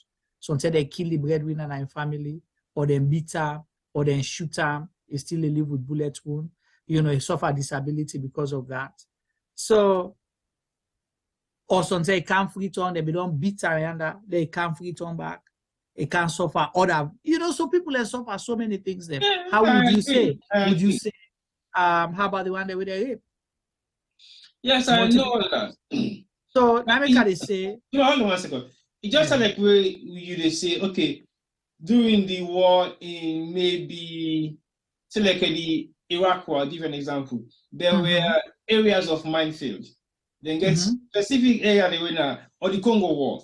Then get specific area they were now minefield areas. And we all know what's not the devastation of minefield. So basically, that minefield area will not be safe for maybe between 10 to 15 years.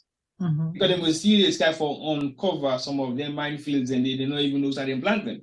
But if we have a vast area full of minefield, it means there are a special criteria for that particular area we're able for sustain minefield victims for maybe the next 10 or 15 years. Because a minefield victim might emerge from nowhere within that period of time until they believe, say, this particular area is now safe from minefield. That's the kind of example I'm making. So basically, yes, we have the gruesome war we have on our salon, but we also have specifics, and we can relate to people who will say these are war victims, the general perspective of war victims or victims of the war.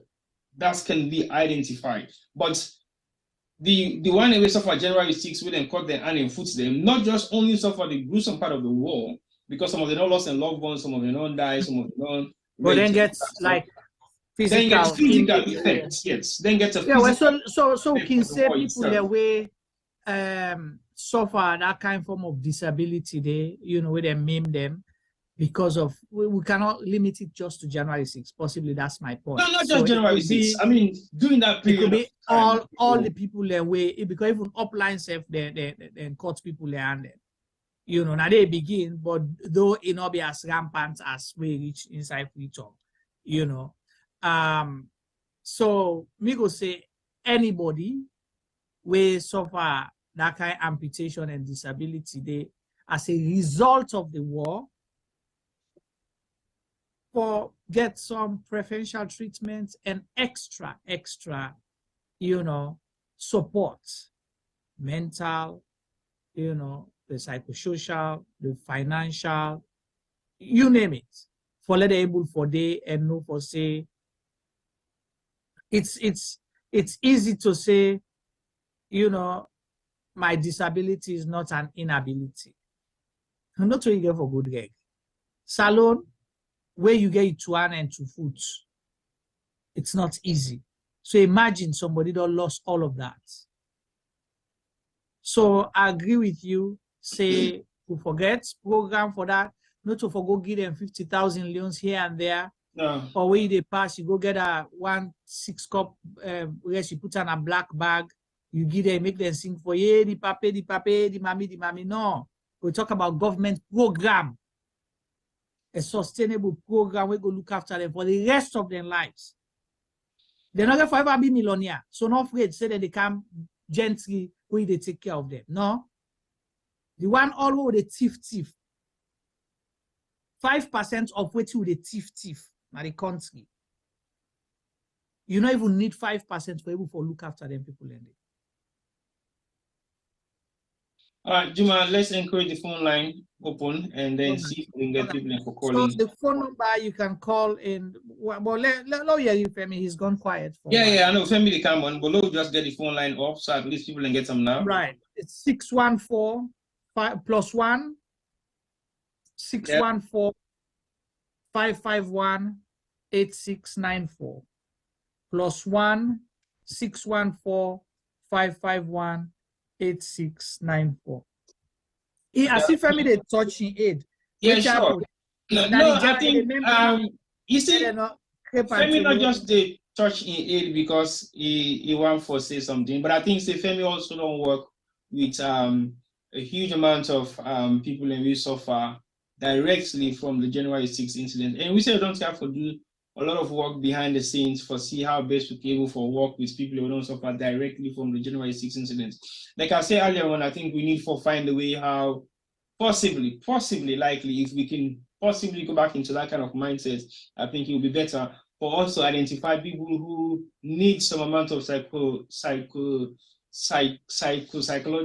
kind of help or support or psychotherapy. We're able to make them possibly get over the idea of going through that gruesome war will happen at Salon. So basically, it's just a way of saying, how can we reinstate some amount of sanity into the minds of Sierra Leoneans who have suffered a lot behind the scenes in their own little ways, being able to come out and express their views about how they feel about the war. I think most of the truth and reconciliation stuff was just shoved under the carpet and people just say, yeah, look, we don't keep peace is done, now let's move on.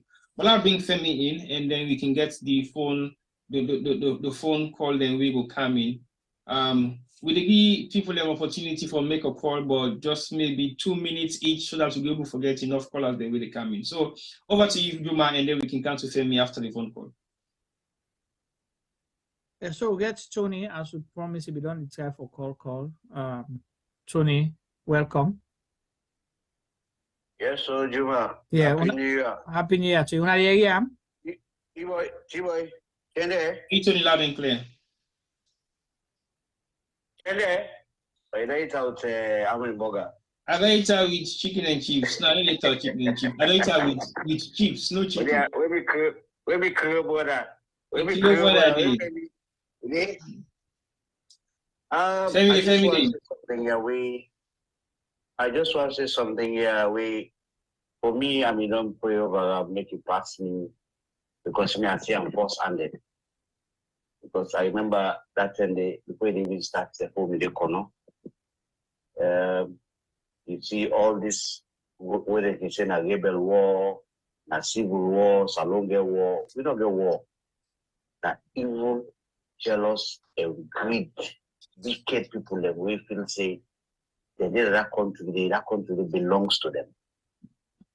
Because if I can do remember when we did corner, when they come to attack, they wouldn't attack with opposition, no living thing force. Because the first attack cannot be the corner, and the freedom. So what can corner the second attack? When this Kamajo then come inside, so that they attack them. If they really insisted, Juma, these guys are not, they're not there. If you ask what's in the first one, nobody will explain to you. This guy get cock and fire, hunting gun. Even when they talk to you, so I get AK-47, I get pump action, I got all kind of weapon in my house. That time I tell you. Because my daddy in friend, you know me daddy said no me they corner again. When I saw the jazzy, let God give a good road. And became me there with me. So it's like when I'm in the first primary target for either the soldier demo, the Kamajo demo, that one can Luto, that one can Chifu. When I'm in the first target. And that time they tell you so, I lose shame and get this wrangler, this African wrangler. I don't pack all with things, them food, drink, fuel. But they tell you so, Juma. Then guys, the way they come inside Kwedu town. So Jamano, Kamajo, they all turn on the people in Kono. Then come Kono for can loot. It's not a war. That's teach the people in can thief. It's not a civil war we get, Juma. That thief man they'll get. Imagine a person they go thief computer screen that they tell you you don't get television. Yeah. Can you imagine? Not to dance. Me they tell you dance. So when they talk to you, so the one that when me don't go tell you. Me they tell you dance. I tell you force-handed. The rebel and the Kamajo then come at the tongue on the same time. They come. They know say Kono at that time was a paradise and saloon. Everybody with the economy, they live good life, better life, happy life. Even if you don't get it, you're glad because you don't get stress. You go say, "Oh, do something bad," because you go pray the papa name, but you don't go disgrace your family name. You know that thing they fear day. Juma, we run away come on a Kwedu town. First we go by one gonna freedom one for head go. We go. I don't know if Chiboy know Yengema airfield. We go na Yengema airfield for let the plane come take with the taxi plane. We they hire from this place na Lombly Beach. People can take in na Yengema na the airfield. The Sojamano, the Kamajo, I say na we na the targets. We they claim inside the plane, and the far at the plane. The plane they run. We go for go inside the motorcar back. We drive come inside Kwedu town na Caesar. Because they will meet up, but they meet me. I look at them in just like 200 meters at the junction, at Sankovo Junction. We get for run away. Yeah, one captain, I forget the name again. So now one Creole guy, and I am the captain, I am the head, the soldier. That guy, I don't know if he died. Let God get a good word. If you not die again, well, one of the guys, and we save. We will talk to you, so we live. Because we play, he says, Tony, you guys are the target. Una comona, una pen any guy will una comona. We run away come na Tankovo. We drive go all the way na Kuyo. I don't know if people know the area then they. Asabide. That's in the for sea fuel. We never get fuel. Imagine they use 4.0 liter cars them. 8-cylinder cars them. We run go na village. We no one they go. We will go to meet almost over 1,000 people them. I know a lot of big part them, big full army and they Madimbo Timini. Because they will not be not even reach 5 women they kono. Why I tell you the people that women know from childhood who grew up with friends and family then they will be the long pack in that village. All man the friends food not day. Then cook. Now one more day they get, now one more day you get to survive. When we go them biscuit chocolate, so who then at the Moscow day. Whether they give the information so we didn't have that tongue de Juma. And only God no. Then guy then they ambush me at that tongue day. Middle net. Juma, the only tongue surrounded with water. Me, I don't know because we can net to come. Like in the evening we come. So me no move go fast for I know the terrain well. I get me rifle, I look again rifle, HF. I don't know if you know HF, we mean the support Edwards. I mean, the supporter football team. Yeah. Na Pritom. Okay, then Sule Jazz in Bralo. The late Sule Jazz in Bralo. Immediately with me that particular moment. It's the wall gone, wall get rifle. We get weapon with you, they tell you so. Now somebody click me. If Alexina God click me, I'm say, come on inside the motoka. You must come out inside the motoka, the RPG. We fly. If you it's a bit them America, they're Angla them, the front. Yeah. Now the RPG slap.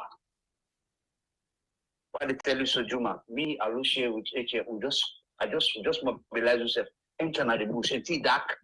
They don't get church light, they don't get that, and then they shoot at random, all angle, left, right, all side of the bush. Juma, now move, go down. What I'm gonna see, I don't see on a river. Juma, lies before me, people in the call for help. Where you go help and dark? People is dark, now village, forest.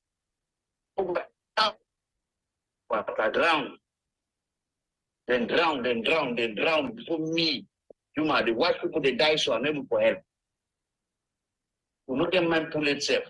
The guy then can ramsack with Motokade all. Then told the Motokade because the Motokade na fear me this and I make go from. Then took all the weapon, the food where we don't buy, we bag them, we close them, we shoes. It's sweet for talk today. Juma, me I walk up from Kono, my foot, barefoot. Then I Guinea border. See, purposely the workout person are ill, the question for them are gonna die. You know, I don't call the name then because it's not live. Yeah. Beginning and day, it cannot go weak them. So I know big corner people them allergy them, big mommy the one me know, big name them na kono all work Canada good day. 3 days, then die.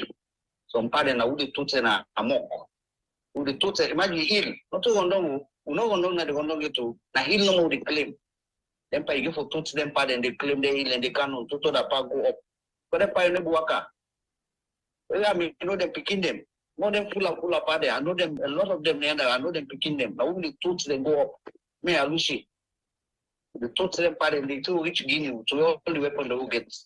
We reach na Guinea come who reach it was the arrest wall. Let's no more. The Guinea man them. They arrest all me anyone for witness see the sooner mercenary. The we say solution at that branch energy, but then South Africa don't have the corner. Executive outcome. Executive outcome them. Pass one other power full of and say no, the one of picking the Usabi and Papana Kono. But then they talk that so and that Guinea language at them. Yuma, follow common Guinea and then you for good escorts. Wakana Bellevue, na Conakry, middle net. Imagine no get some short process now 3 days. That would day. So I make you see salon last day one thing will make me I just discouraged about Sierra Leone. If I get right there for the soul Sierra Leone, make a no good day. Let me talk so no ever good day again. Sierra Leone they will not think. We not get memory. Pakabana so you go kill them people in January 6. Saving a dog set minutes. I mean taking it. We see not sure God make it end. He's saving a dog set minutes in a Puerto Rico. When they come, where a mom did, we overthrow mom no go take no go to intervention was cancel and carry and state. France where they pull and come, they no go to Germany and say now we loyal because France I mean the loyal soldier don't they make go pet na go pet. No, they come out peacefully. That part they go kill, that part they made them kill people in a freedom. What did you go to ECOMOG for? What did ECOMOG mean need for good weather? If the soldiers don't join with rebel, abstain. Sit down as you can Guinea we don't go sit down. You say no person can put you by force. Now what happened? Now the innocent people and they end up die. Then we say well we get one habit. We should punish we so not for nothing. All the one of them they point same people and assault them they go kill innocent people and picking them. Born innocent people the house. Me that didn't the house na black wood. Now I them go hide them make them go send bomb inside. You understand? So we know all them I just me not possible keep grudge. So me always I talk and pray because I just know say happen. If not God mark say go happen, it go happen. But me to tell you say Sierra Leone, the grudge and the revenge grudge they make a afraid selection when they come. The grudge with Sierra Leone they don't hold one to one another. If they don't change their attitude, not allow politicians for stupidity, Right. use you and abuse you. Trust me. What thing happened January 16 was to go happen back. Brilliant. All right. Thank you, Tony. Thank you for sharing. Just mark me word, no matter. Just many can say mark me word. I'm not wishing, but just Yeah. mark me word. Because Right. of the enemy they don't create right now. Mm-hmm. What they enjoy right now, it oppress the government they enjoy. Now, the same thing happened in January 6. True. All right. Thank you so much. Okay, thank you, no problem. Thank you. Thank you. I appreciate it. Thank you very much, Tony. I can't hear me voice. It come just now. Okay. Thank you. Stay blessed. All right. Stay blessed. All right. Bye-bye. Thank you very much, Tony. Well, people hear that. Yes. For just back up Tony in statement, I think my dad was one of the people that we been the move around with a huge amount of chiefdom at that particular point in time. We're not hoping for calm out of the Sierra Leone for bringing them coming to Freetown. So basically, Naimi they mobilize them from one village to the next, at the same time providing security. When Tony said they're all being armed, it's no surprise. That's practically what's in everybody else they say as their own testimony. My own small brother, they may be on that convoy, but they were all armed. They all been the old rifle, like for silence go and so basically, it was not an exciting thing for be part of. It was very much of a challenge for everybody in the and in particular moment in this. So over to you, Jim. I think we get another call. All right, we have another caller. Hello, caller. Yeah, hello. Yeah, I just want to talk about January 6th. During that same day where it happened within our house, where we brother them. Now Fulatonga born. Now then we go up. Brother then go take tick because the rebel where them is sent at the front for go the dangerous rebel the adult one them the young picking and send. And young rebel picking calm, God picking calm on my face. So he's saying, make me just set me mouth. If me talk again, we get for shout. We want peace by force. We want peace. We want peace. If you say if I'm not talking, go shoot me. I got 9 pull me there. So that then they be the happen the rebel and the pass. Now him we brother then get that and go take them, so then go beat them. Oh, then go beat the rebel. I mean, I don't want for your area again. I don't want to think of that again, Seth. Now in the rebel, the one that way all and big gun them, where AK-47 or whatever they call different gun then come now that area they then kill people a lot. So we go hide the rebel go there. Go remove we hide under the bed and go pull me friend. Binta in Khadija. Binta in small, my best friend in small sister. And go down under the bed with they be on next to them. They want carry them go. Then they look for we back, try for pull you under the bed. It was a very terrible, traumatic experience, to be honest. And we ended up take one man that we had, we named Insai. They ask him make him get a holy body them. The man they ask him make he go take the dead body them at the streets and take them to Sakila Road burying ground. Over a lot of body, I can't even remember the number. And say if you not one and go kill him. We did read the discussion, the conversation. The man was so scared. We be on that day with the So they actually they go find for make that this particular day any sober government we can empower me and come try for especially the people who suffer so dearly, people in when the amputees them. You know. And try for help and support these people who suffer so much. We all suffer in one way or the other, but them suffer more when them cuts them and them. You know. It's a when you did a different way they look at life. It's a very I get for end up because my mom just gets a young child. My mom was so anemic, few days old. I mean I maybe get for the only picking. I did dash with the bomb, where the bomb they pass over for them. Protect the picking. Maybe they go school then now they do business. So I get money for go Guinea or wherever. But I can't leave my mom. Because if we get a young child, she's very anemic, and my dad as well.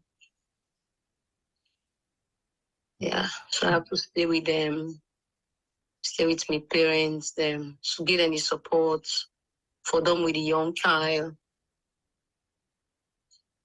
And Mountain County, the girl me there for a big college. The government sold the day up na the State House. Yeah. So we did State House. Yeah.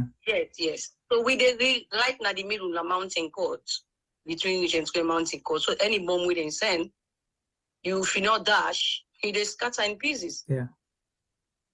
Yeah. Maybe then at the epicenter of the disaster. But thank God, and we pray that people can continue for here.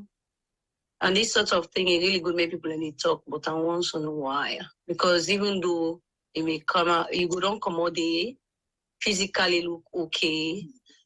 Well, some of we been a resilient people indeed. But this sort of thing will make people make we really look for way for talk about some at the same time for help people and we really suffer traumatically. Right. And this kind, yeah. Thank you. I not run away with influence them and go now Western area, So yeah, it's not to be easy experience at all. Thank you so much for sharing with us. And like you say, we pray for healing, we pray for strength, and we pray that the one that we get hearts come up and do what is right by the victims. Thank you. Thank you. All right. We got another caller. Hello, caller. Yes, how are you, sir? Very well, thank you. Yes, Bishop on a program this song, a session conversation they go on like about January 6th. Yeah. Well, so remember I go caller, just give me your experience so I get during that time there. Yeah, go ahead. Basically, we know that much talk about January 6th really for free time. They talk about the entire war and salon. We call it January 6th, the ending of the war. Right. Yes, I be the right inside for each other time, but I don't kalungi now. But not to that experience that they can show now. The good there is so important. This is very important. Yes, sometimes we get for explain to people they don't understand. So the one who they talk about war in a salon, they don't know what's in a war. Sometimes we get forget time for explain to them. Like some of we so the world. Let me see now. Few partners salon way are not experiencing it. Maybe just because if I think about the district there, I see the war in Kono district. I see the war in Abo district. I see the war. How you call them? The Bo district, Kelema district, Kono district. Then three sides in the all. I experienced the other side in the all. We not to Kalu one. The first experience we I see at the war, when the war begin, when the war Canada's, when the war don't be they don't kind of bold district, when they push on back the force. We every country we becoming a bone of the concord. We every country. The first thing we are seeing in my life at the war, we will not see the way to just the way the Russian na push on now. We then send soldiers into win at the Concord for let them take control at the Concord for the security. Me own house is very close to the checkpoint. Then I cut out of one morning we just see soldier man then cut motorman. This is a soldier that I talk about the moon. Not they kill somebody. They were the Ola that night, they caught them because the major, they are the sergeant, now the sergeant be under a control at Natikonko. They are very close to the house, primary chief company, they did to Rianda. So they count this guy in a barrier, they send a rebel. The Ola and the time, they send a rebel. So they send a money, and they kill him. One go see an net there, with zero time. I know they ever forget that Saji name, Saji Levy. So they tie the guy. Now money thing, I let the money already gone fire, they gone shoot. So they kill this guy. When they kill this guy, what did they do? They cut time, they put a pan, big back pan. They put the 8 pan, so Yaman then 2 time. The cows are right inside the tongue. That they try for let if anybody we want supposed to lay freed. I tell that practice they do for the soya then. They not even involved that side day. That man, that soya and that body they put inside. We tell the talks with anybody be there to conquer that and they will say, oh, this boy he gets long memory. They put her inside bath pan. They cows and they right and the pastor also owes. The first house where they count on our house, our compound. That's how we know. The son will be the key, will be that son. I'll never forget that Sunday. Don't kill, soldier, don't kill, whatever. So, and that's Sunday the soldier then pull. They count that body, they say, but I don't cut and they hit the patapam, where the captain like us. If you don't give something, they pull and they. As that, the first experience was sleep at the war. The second worst thing was sleep at the war, inside Gundama. Whenever they attack me on village, my papa on village, and my gamer, they attack with the net. We escape that net day. We run can Gundama because Gundama na Nigeria swear be Gundama because of the bridge. Because of the bridge, Nigeria swear they send Gundama 250 Nigeria swear be Gundama. Then they send some salos here now for support them because of that bridge. Everybody not can pull them. So everybody attack Queen Gundama Gima will let the net to can Gundama can sleep there. The same night everybody left Magima they come back they attack Gundama back. When they attack Gundama, when they took come on. Kelema. The cat adopted it is coming with boo. It is coming with boo. They can't have this in a German and the effect of Gundama. We go clean, neither calling at the junction near the bridge. They call all the civilians the slow come on a room. Because we don't bed, they will defect to not come on. It's no way not come out of the defect. It's so heavy. After the fire, you don't see the morning. Nice your mother announced Loma come on at the job where don't go. We will go to the junction, what you see, we made don't tie two man then. But till that time, not to the Nigeria speaker the other time they now where they do that they began a special attack for the call FTF, the Common Library for can help this alone soldier for fight the war. They call the Special Attack Force, FTF.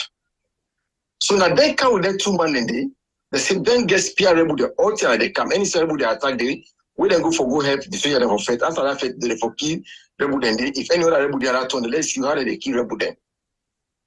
The other 2 guys then they before they sing for library sing, they say all for clap, and so tinap so we make big circle. Inside Gundama town, the leader 2 guys then they. The boy if anybody be no boss, one boy they call Junior from Liberia. Small boy who they put on Liberia when they come for cafe na salon. Very small boy. When they get my too much, his name is in Abu Street. They call him Junior. Junior na ain't kid 2 guys before we all for the clap. When they say they sing for clap, if you don't clap, that's problem for you. Junior, the way a kid they had a kid 2 man before we. If anybody they see a can't in that time, they no go ever talk about war. You come to Montana, they not cut here, they not fire them. They lay in the land back. That body they one sharp knife, small one so. Where they put her inside this you suffer gun, and this is put now outside this soft side. Where they put on this chest, they open until they open the chest, it's not like na button, it's the way they lose button. That's why the chest they open. Say candle at the belly. That's why they couldn't well before we saw it in up with the club. Before that man they lost in life, they put his hand in belly, they put all children in belly, they pull out root and put on up that are grown. The body they shake, they got the shake. But still for the clap or for the sing. Before we inside Gundama town, this is why they talk. So if people they listen you, the one where they build a weakness, they go say, oh, this is not here happen. Now before me not know what they tell me when I wait I see and you want to explain so. After that, they call them and they do with them. Then they go post with them, boot them, they challenge. With the reserve ball and the one man here, the other ball and the other man here, they center them. Now they challenge. Six soldiers there. 6 Nigeria, 6 Liberia soldier there, 6 alone soldier there. 12, 6 aside. Now I'm onto my head, 9 at the ball. Before we back, where the score for clap? The score for clap. Now the second danger is no one see at the wall. Apart from that, I move from that side, I go side. Where would then go meeting not to inside route and I'm open there, children. They go meet to the back. One game net, they bomb 144 houses inside open there. One game night, the Usa will run go the island will go rest people, will go before go hide. Where they put fire inside the open town. Now a more than 3 miles off, but Usa will do the place a bright, a clear because of the fire where they put at the town. 3 miles off from open there. 144 houses, now they bomb one game night inside open there. I move there. I go right about Mokele. You cannot be going again for Cambo. They don't block the bull road. When you see somebody when I pop it out somebody, when they rebel they one time, they say there is somebody one time. Now maybe they put an for move with them. I say, sister, we never go back na Tikonko or Randa Cambo. No, we go na Ruta. We don't go Ruta it. I take come, we go Ruta. They don't die today. That means sister, they don't in life don't know. If they don't die anyway, because I sick now die after the war. Very recently, 2 years ago, I die. But now maybe they work out. Inside Ruta back, I see what happen inside one tour where they call them Mokpango Bar. Inside Ruta. They call the place Mokpango Bar. That way they na Mongwemo. Sorry, we did the children town the children Banta Mokele children. The children town they call the Mokele. No, I don't forget the children town inside Banta Mokele. Because the primary children the children like we don't die. The other children will be dying. I think important don't take over back. Children are the primary chief natural go. Because as soon as they name Usi na Tikoko come on, actual name no, you know say Ubaka from keep home come on, so the rescue. From there we then go the back and that on the other two the near we they call the Mokwangoba. We able to enter that net day. They all the picture we know see na back in there. We they all you, they all call you papa, they all you papa, your papa 9 now as a security for the virginity the girl. Inside Mokwangoba, then inside Banta Mokelechi do I tell you so. So the experience of who get by the war. We people in Hala by now, the radio station, would they fight na salon, would they do this? I don't know how can they fix it because they don't know what they call war. So this happen, but if you don't see the only sister or the only young people you born, we will all say you want vaginator, they tell the person, can't enough and too much. They listen to people voice. If people they relate to them in the salon, they don't go ever cough but well. But people in it today, we everything okay for they don't let salon, they don't kind of oversee, they don't have different part, they just make noise. We will see this happen at salon, we go do this at salon. But now God, therefore, see the people in the ask if a good ad they get for salon, now God they pay them. Now I pray no for them. Because if you see young people born, you want to come off you got picking. Somebody go old and say, okay, can't never do more, and they can't do this picking. Let this see where they cry. It happened inside Mokangoba. It's a Banta Mokelechi don. Before we will escape from that side, we'll take from Wawaka from Banta Mokele to Bo with my sister. With my foot. If anybody know that distance from Banta Mokele inside Rutai, they can inside Bo, Nawaka Kande. Now they can now once you know this another new way, like escape from this part back. Another time they are moved back, I can't return. What I cross, I can't along to me brother. Now they are doing now this January is scam. So even waiting till what if it don't happen at the upline then? So it not happen inside Freetown. Freetown I fire people they die. Yes, it is so danger. But the trouble they always see in an upline by the war before they come Freetown. The people that see them they don't go ever talk about one salon. So some of us here, anyway, I can't catch up your program. I say this at the call. We will get experience more parties. I don't explain to people. I would say to people that will listen this voice here will true from you. They will know what really happen by this whole year. Whether they talk myself, with some small thing. Will they do this? Will they come back my salon? You know what's in effect? I'm not going to talk about what happen now. Kono. Where am I talking about? The kono you say what not to the war. They don't do it make down. They know I 6 on down. They don't do it make down. I did lungi. I do small business.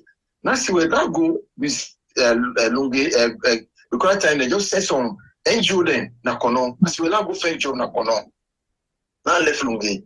I began some market then. Now I put on a bundle. I be say close and some other things then. Now go to na kono. I enter kono. I no go ever forget. I enter kono Tuesday. And I go kono. I no sabi nobody there. I no sabi nobody na kono. Just that I last small work because I be done land construction after when we left Nabo at Kalungi. Let's try na Lungi the OP one vocation na Lungi. I still not see those. So I never further my education again. Yes, I not get support again. That's where I go to the Friday. Now then the vocation of the opening, and there I go Don Bosco vocation. It's a long way. And there I go land construction. So I don't get that people. They now I get them. So when I say NGO don't kind of now they don't send no NGO now or not for go be hospital right now. See where I go there. They have this small business. On my way going, God help me. We go and bless person. I meet up Mount Everest security inside the Montukada net. So I make them party. They go secure one NGO office in Kokuma. But if I tell you, say, I get any address where they go to Nakona, like are you? The only thing that one friend that I tell me, boy, they Kono, a day Kokuma, a name Gaba, I know for that name. Say the boy named Gaba, I say, go na Kokuma, just ask for Gaba, they will lodge you. Then I do a Kono, I know Sabi Gaba, no Sabi me. I know get address on Sabi me. That's why I'm going to Kono, but I mean, aim na for go find job. Because I say NGO don't go there. I enter Kono Wednesday. I enter Kono Monday morning. Now enter. Then I make party then Mountain Security. Then give me the address. We send the girl for go secure. I say okay. Monday I enter. Tuesday I go find them. I go see them place. I say no. Then I come back like Okima. Then the boy when they give me the address, I go see the boy. When I be former fighter, but me not be no safe. That's why I go see them now. Now I know say oh, it's a former fighter then. When I'm going to give me the address. No, I'm not getting no option because I'm not having nobody. So I go tell them say I can't find job. And they say okay. So the Wednesday morning I want to go find job in time Kwediton. I don't like Kopima. I don't pass 5. Inside that bridge where they call Kaisaban Bridge. People be reminded. And inside town, when normally I tell the people and say, we don't just town, we don't come for no, we don't be all owns and boy. You they see old kidnap or not to old. Now over we go inside the room. Now pity the meet there. We go to the parlor. Now pity the meet there. Now so them boy kono. Where the one mind they build the house. They go the inside the house. They put the tile. If I tile they pull them. They dig inside the parlor. Now they dig. Now they mine. So now so them boy kono. So the kono man say we don't come in this some poor. Let everybody stop for mine inside this story. People will not accept. We don't buy them now. We them go down, but could not accept. Still the mind to go home. Unfortunately for me that day, you normally don't plan for camp put and that's one day that day. As I reach a Kaisamba Bridge, now see Konoma don't have land up the by the Azao Patana. They don't about nobody in society anyway. To coming back, I've been doing society before. So I hear the sound. I say, why this kind of culture people they come put society? The whole society they put. Now in society people don't go mobilize the Kono there. Now they come for come people in that place there. I hear the sound. When I hear the sound, I know what it is. But I know it kono. I know it kono. But I know the poor. I know what the poor society at that time they small. So when I hear the sound, I say, are they? I know this thing. I know they part of it again. Yes, at the small way I do it involve me there. But I know they part of it because of the religious side way I fit in that. Now I know they part of it. So I rush go to this service security the street. I go knock to my door, open for me. Now I go inside. In next 5 to 10 minutes, what you begin see? Whether they cut in ace, whether they cut in nose, whether they cut in hand, this and that now no gun sound. For no man there, and the people who go mine at that kind somebody, who they either affect. They affect 3 days, Wednesday, Thursday, not affected. For no man they bully people in 3 days. Wednesday, Thursday, Friday. It was from umbrella in time. Now only way vice president fly go na Kwedu town. They will put that in the dome. That time, inside that 3 days, which I see with me eye. Even in Mountain security, then they're not able for this inside the post. They come on now. They want to go to UN. Then now Pakistan they believe kono at that time. Pakistan military then they believe kono as UN. For come on now go to the UN then there be trouble because anybody holding that street they die or they cut you bad. And so they do that day. Now the security, they're all dressed. Now they four dressed with the uniform. I say, Sandy, we not sick now. One go to the primary chief. Let me give you in Bobo then. Let the two go to the secret to the Pakistan then. Now if you're waiting for doing, I say another part of Funa. Let me now, and they can die. I say, go on, help me. And I say, okay, wait. And then I mean, what come the document? Because I will come to go friend. I got my certificate then. And I say, okay, now you now give me for me. Because the part of free. Then you know get trouble. But when they come out with you, all the document then. Will anybody meet you? They tell them say you now you come for carrying a visit from free time. Now so they help me this mathematical security then. Just one day party one make with them and they said me. Wow. So come on inside that whole day now, you meet the body in that street. People do that they kill with knife, they chook with collars, they go make, but when the security they get a uniform, they can't face you. They will not get a camp. That is security they say, we will not be part of we can't focus secure this NGO house. But we have this situation, we want to go back to so we want to go to the primary chief. Then they say, what that is? Then they say, this man, he not to security, but not in can't focus in a very close so day, but the future come on. The training certificate they watch him, and from Lungi I get a certificate so that you can see that true. Now them back escort you to the primary chief at that time. We'll go there, from the primary chief give the same about them back. Where they do that riot day, and then go escort you to the Pakistan soldier then. Oh, all right. Thank you. I do with the Friday, the vice president go with Kono people there, they go calm that thing they done. But that 3 days which happen at Kono, if you did you see him, you know, go ever see first. Not to worry him, what done. This time for them all, Kono they still left for mine. All this happen because of the war. So that guys when they will get so when people in the talk in the media say, whoa, my brother. When really try for talk to people there, they forget about this. So now me explain what I share with you. Well, thank you so much for calling and thank you for sharing. And we pray that your sister in soul rest in perfect peace. Thank you. Amen. Femi and Tibo Obatsona. Madoyegi the stories. So it just corroborates with what we done discuss earlier. This time people already share their own experiences. Over to you. Femi? Hi, Juma. Do you hear me? Yeah, loud and clear, yes. Yeah, it's wow. You know, it's incredible. As I said before, you know, we they are far, and we hear some of the problem them. You know, I was a young man during the war. I was in my 20s, and we help we help with people and for move from Freetown to Guinea, and then from Guinea to Ghana. My parents sent me the tap at the time. In Ghana, in Accra, my parents actually hosted a lot of Sierra Leoneans. Them we flee the war.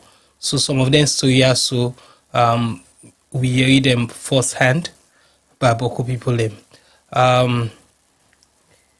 You know, listen to some of them testimony they also bring me back to, you know, even in the UK, even up to recently, we meet people and we don't share such stories. Them, I know a lady in particular we then captured during the war, and then turn and make a wife of the rebels. So he been a cook for them. Obviously, he been they sexually harass them. If I can put Zande madly, because I should say it was a lot worse than it was, and eventually end up escape.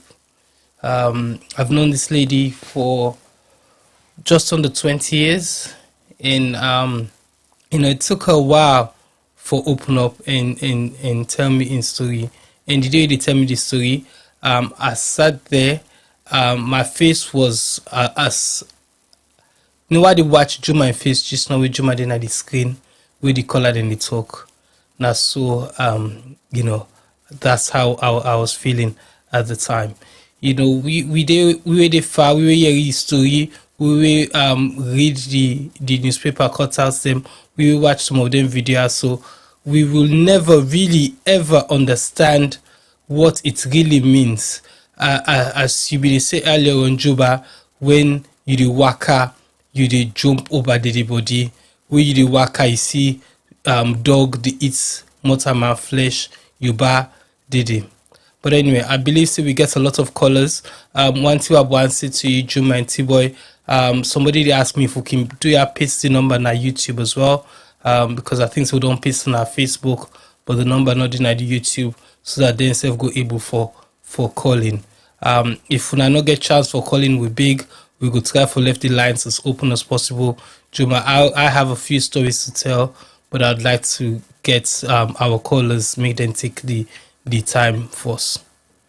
Sure. Thank you so much. T-Boy, share the number there on YouTube. I be don't pin on the immediately when we announce them. So you didn't have the YouTube. I don't pin them up on the chat. So you're at the top of the chat. So the number for call again are +1 614 551 8694. You can call me on Facebook. Sorry, you can call me on WhatsApp, or if you're in the United States, you can call direct as well. We have a caller. Hello, caller. Hello. My name is Agnes. I just want to share small, and also I wonder if anybody or if they will do anything for the young woman them we have been victim in the war, because fortunately for me, I was almost a victim, but God helped me. I live in Nakisi, around Sarula area. The rebel they actually come now with us. The local man, me auntie, they're not take any of them. I was only 13 years old at the time. They say I be the ones. Can we go to now with veranda? They want to then say, oh, you don't want to give me wealth, you don't want to go to the jungle with me. But I've been so afraid, but I was bold. God with me, tell them, say, you know it, in my mind, the papa no there. I mean, auntie that I did so. And from window clean and all once. And I did on the period, if you left me like was, you can come back and take me. God touched me out, he decided for left me. He said they go come back. Then I run. I go hide at the mosque where they right next to the house. I did at the mosque for about 4 days. Then they begin kill people then at the mosque. So we left the mosque, begin waka go towards the west end of town. First we jump dead body them, yes. The one that we don't swell, where their skin layer, they don't begin peel, they look like now also that's on them. I mean, I can still picture, I still picture them. I mean, as I talk right now. I've been fortunate enough for, make them now the west end of town. God rest my papa his soul. My papa be in America, but he left here, go to Guinea, take helicopter, go Mamioko, then get me to that place, Mamioko. We're gonna jump inside helicopter and fly we out. The sad thing is, I had 2 neighbors about my age at the time where lived in Kelgo. One now I'm full of kin, the other one named Haja. Haja may come back. He actually they see some, but when you see him, you they see the summer. So this day, the full of kin not ever come back. Mariam. Let's go to this day, say I'm fortunate enough for, escape waiting them the other company they go through. But I don't know if anybody they think for the young woman that will suffer. That kind of thing they during the war. I'm gonna stop now. Thank you so much. Before I begin cry. All right, Agnes. Thank you so much for calling, and I hope say the one that we being, like I say earlier, they listen. These are real stories. It's not made up stories. These are, credible accounts of things, because it's sad. It's sad. It is sad. It is sad. Again, like I say, government not ever continue. I would say, it's not something you want to talk or boast about. So in that area, that Kisi area, they was one of the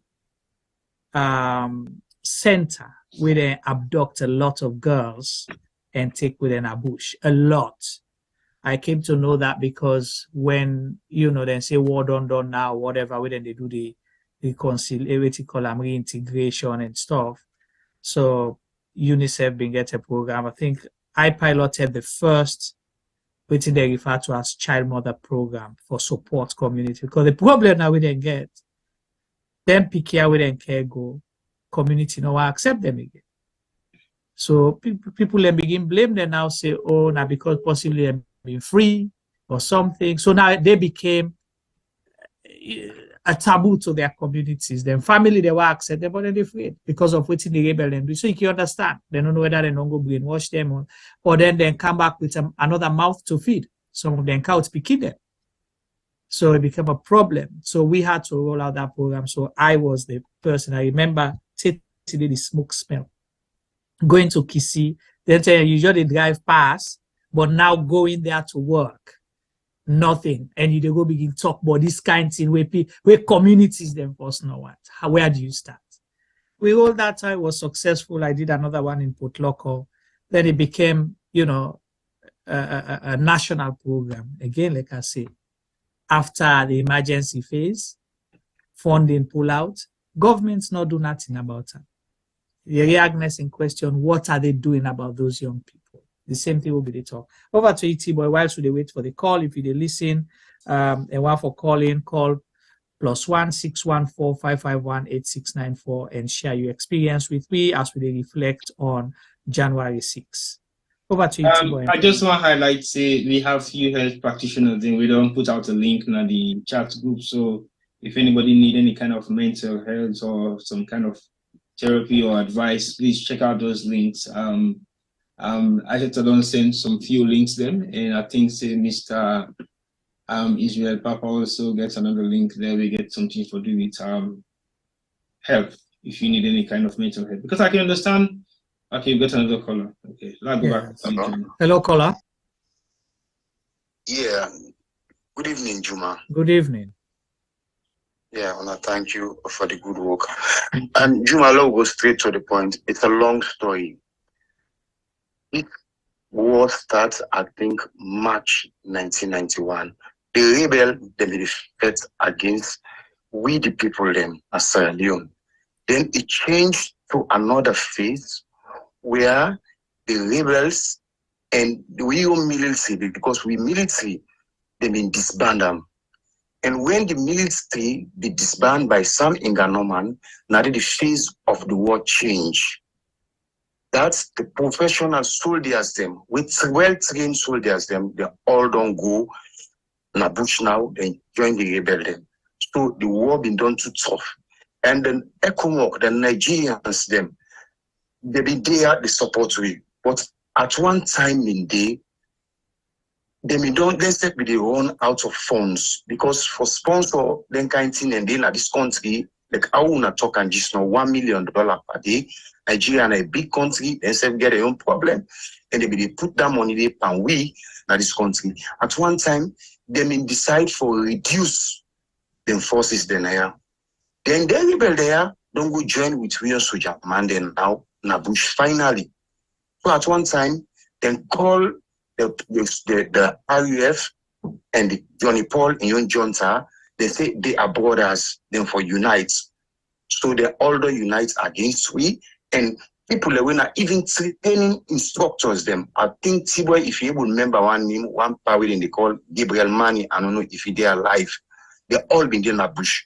Just imagine. Then people are not training instructors them. They able to train other people them for faith. So as we they go along, one day the Kamajors they may be fought alongside with the army. They be fought alongside with the army. At one time, some conflicts come with the Kamajors and the army, we cause for them split. And when they split at that time, now from that time, the people then begin suspect say rebel and soldiers. So they begin call them Sobels. So we be even name we soldiers and now say they are Sobels them.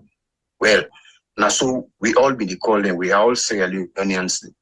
So we don't deal with this so well, and then people are in a bush now with the rebels. Them problem can begin happen. The problem what can begin happen. The forces don't hard, and now the people that don't get power.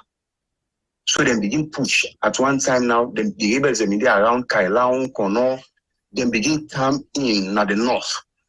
That same day now, we begin get the squad them, someday Kailaon, someday Kono, then at the Diamond Fields, while someday Kabbalah.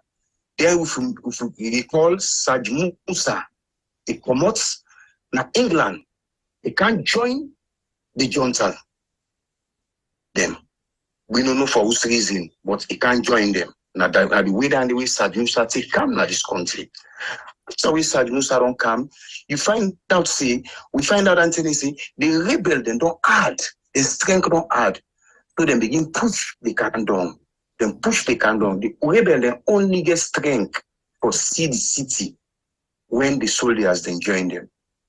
So then push, then the can down now say they reach around mile 38.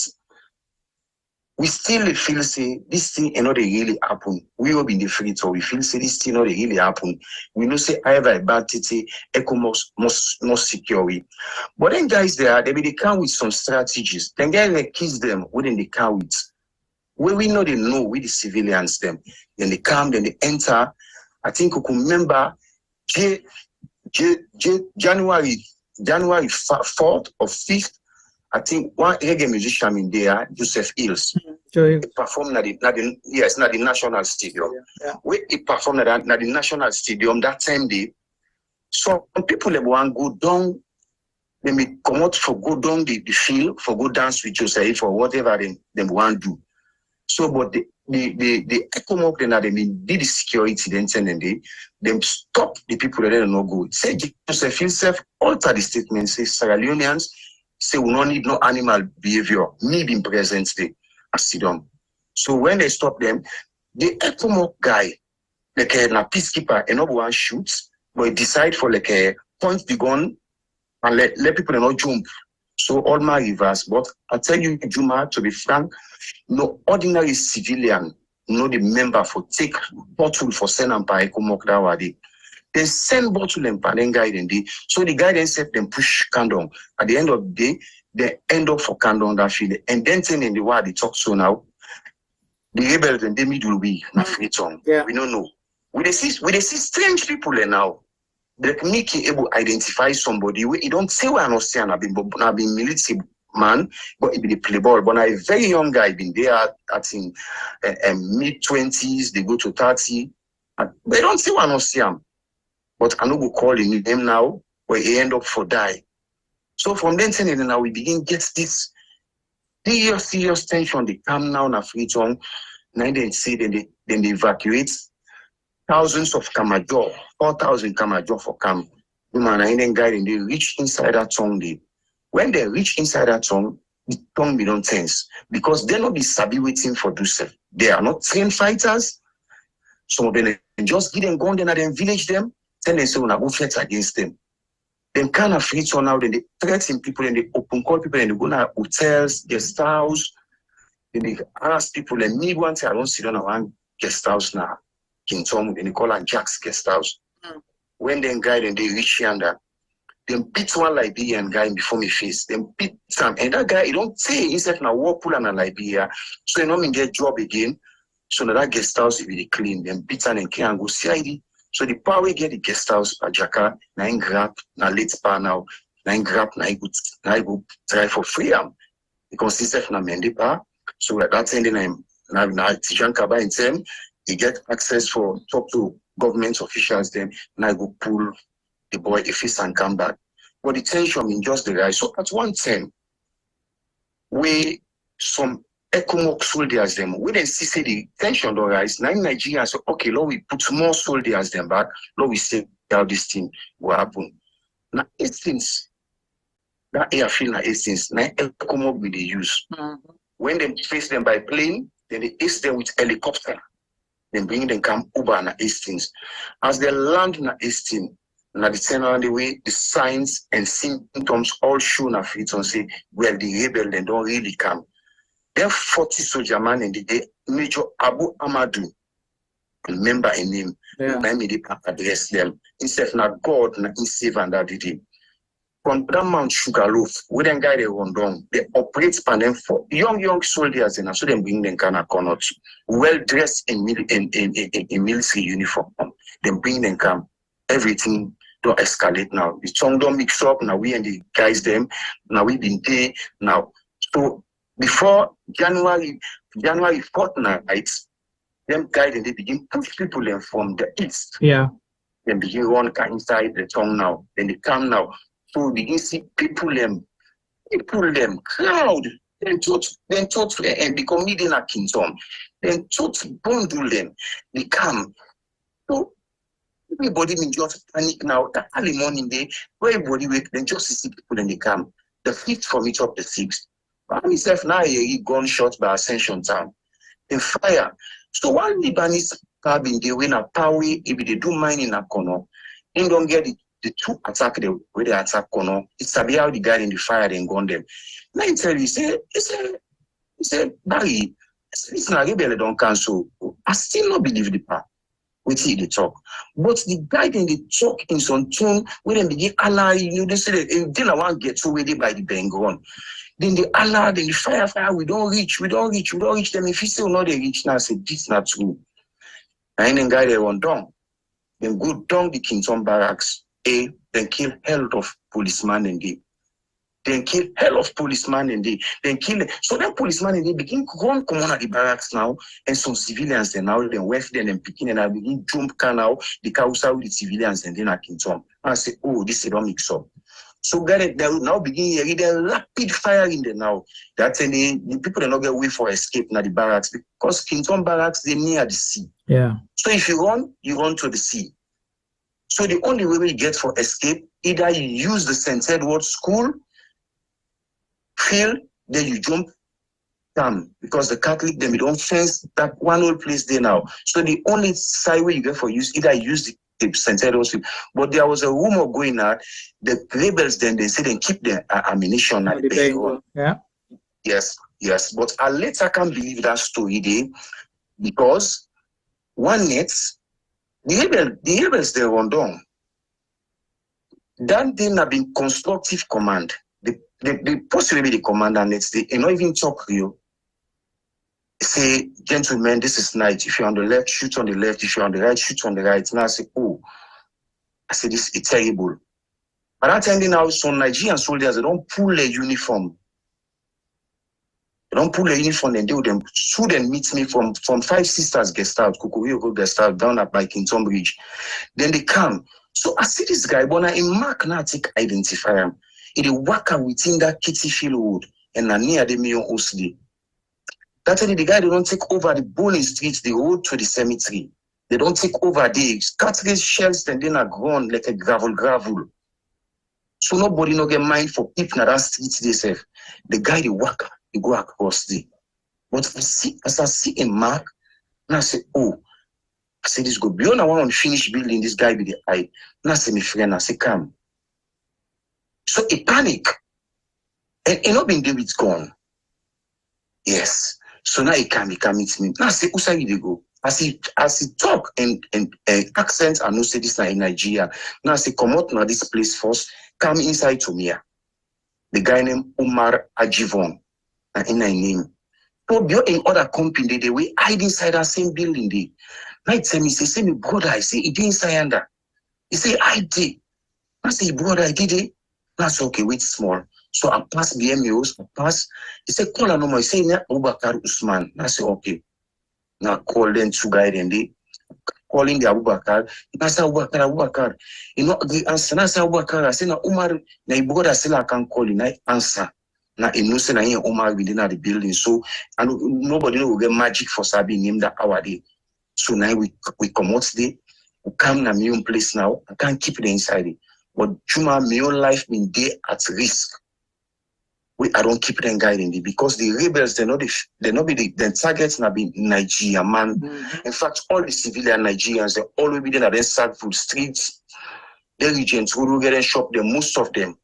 Then we all come circle and shop them, and defend them, and they kill some then the way we escape, they escape Canada not. So the zone was like Congo Town to Ascension Town, now been buff zone. You know the past day. So the ECOMOG then sets them twin barrel or whatever they call it, and they took them, they up that Congo Town day. They know they come na Kintom, then Congo Cross.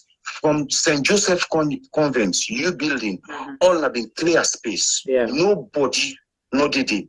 So the rebel they're not able to cross because the soldier man they said the ECOMOG they said they be there right up now Wilberforce and they see direct na Tengbeton and they see the old President's Lodge, Pashekin Union place.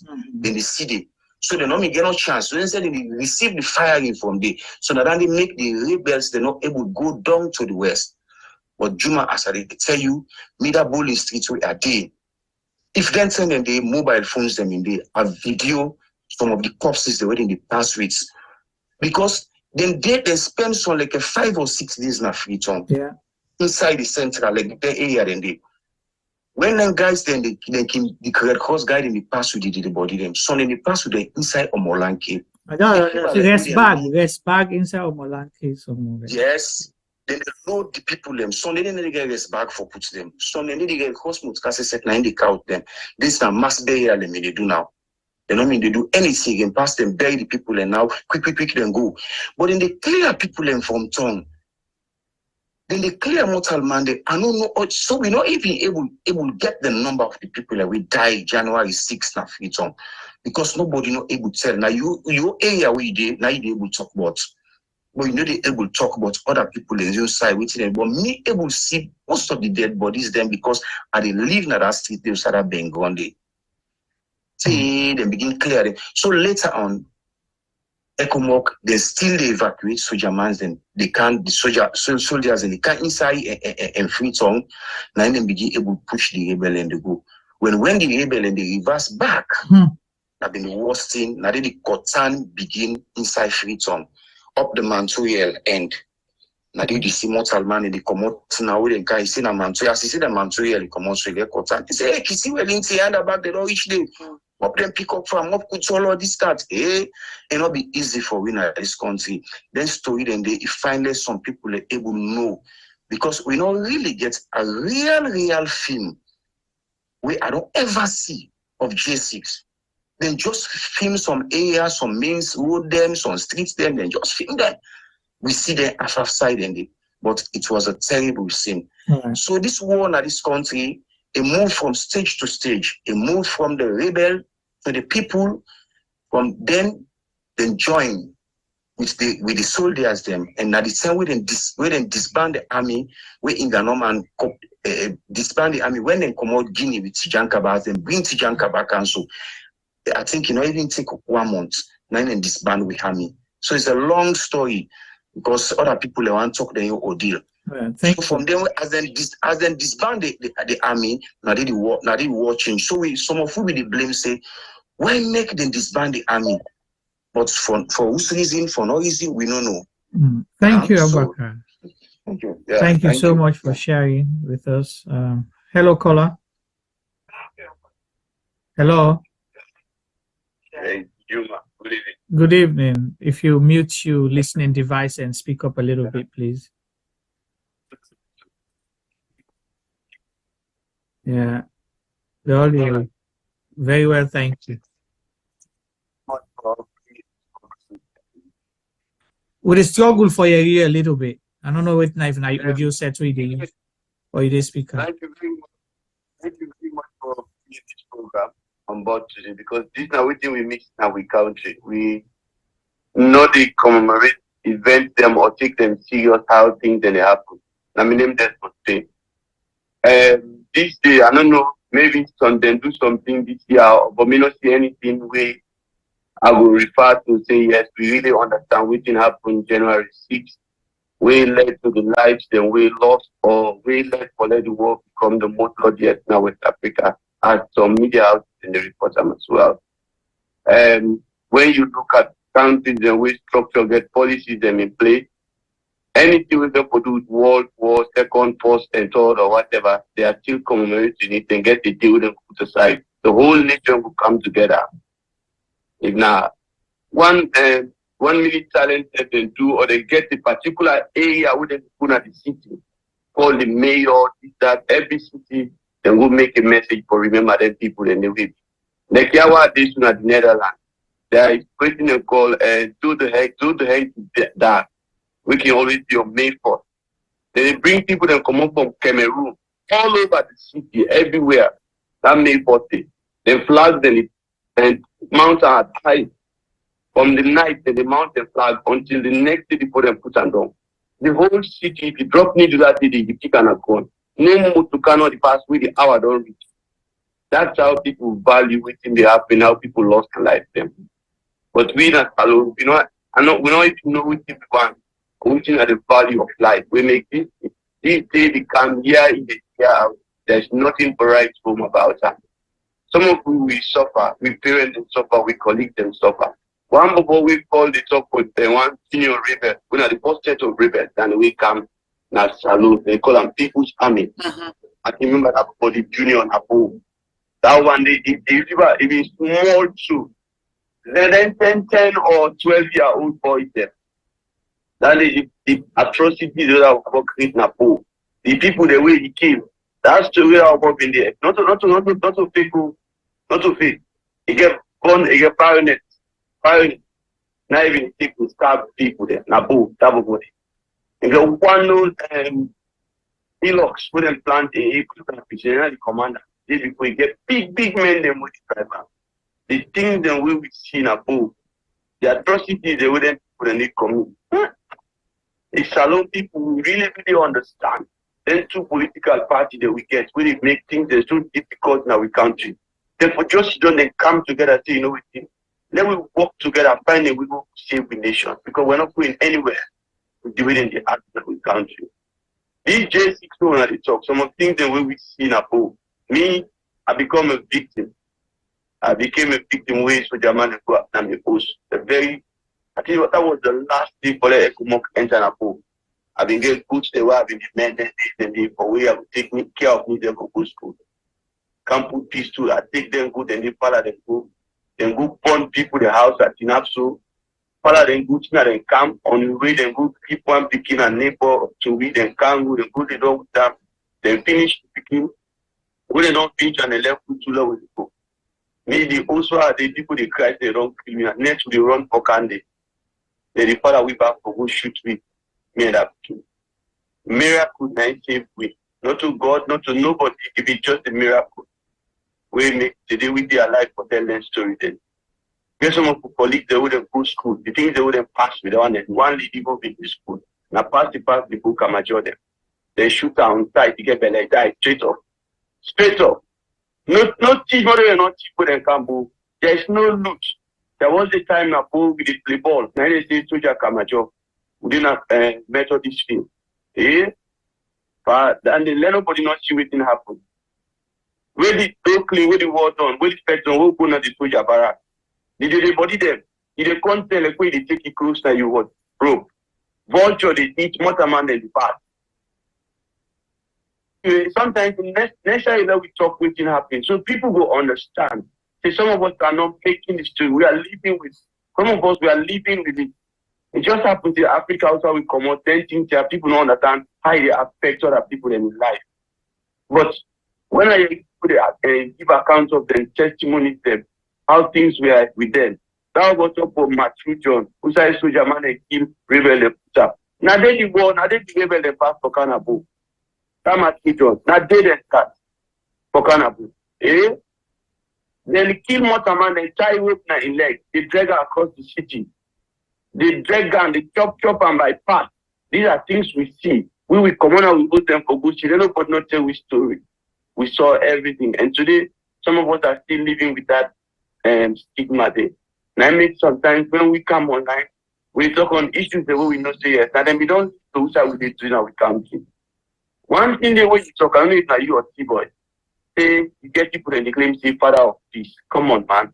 What do you mean, father of peace? There's nobody with the father of peace of Sierra Leone. What about those living with the links today? The one who they link and link. The one who they post and hide. The one who they suffer today. You say you call yourself father. Who is the father of thee? Those are the people we should be celebrating. One great man just don't know my tell you and say, if I go self amit, I go rule. When I go watch everybody for that count today. And indeed it happen as you say. We 1 month they will come out study in our hospital quarter. We go now we go stand. Nigeria the only thing for can save your life. The guy tell us we the vote Tochi. The vote Tochi because we pass and sleep. We don't say hello to her. He said, "No, we speak for her." We go on the kneel. Like 2 miles, they do the vote. He said, "We grab, he go shoot me." Me, brother, I did France. I mean, this thing where they tell you. What is some of we go through? Sometimes I make 30 times when I can see some then young people these days, they taking them because they want to share. I'm like, do people really understand?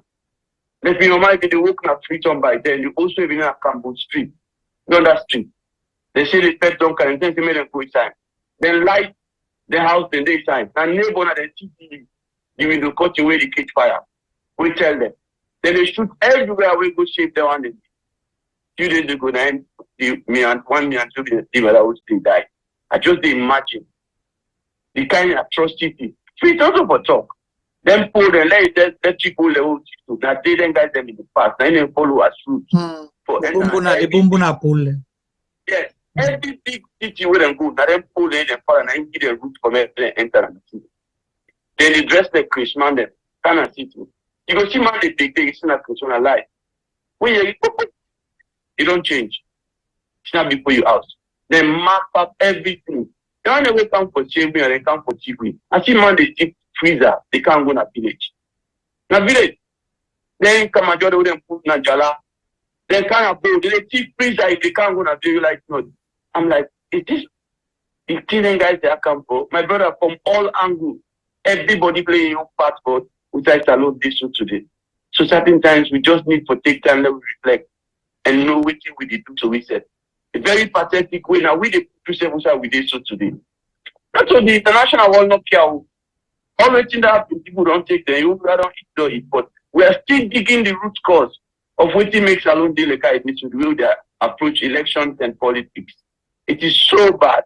Thank you guys very much for always standing and in between the truth and the false and making stories balanced. Because even the National Broadcasting Corporation, I don't know if they do anything like a short film they do so. I don't know nothing. Not of just make the speech. Not of just make speech to people then. Certain times it's necessary, let we get dialogue. We get symposium and let we go to we said 20 years, people are begging. Why are they begging? Then chop their legs, then chop their hands. Yeah. Then guys they play amputee football. They were not born amputated. It's a result of the war. There's no for them. Nothing in this way can everybody people. You know them for me, I don't know what they for. You say they give them one back then. That's the hell. Somebody can have power 4 years. You don't put the left, you don't be out, don't be young guys the way come college through political connection and give them position. Look at it today.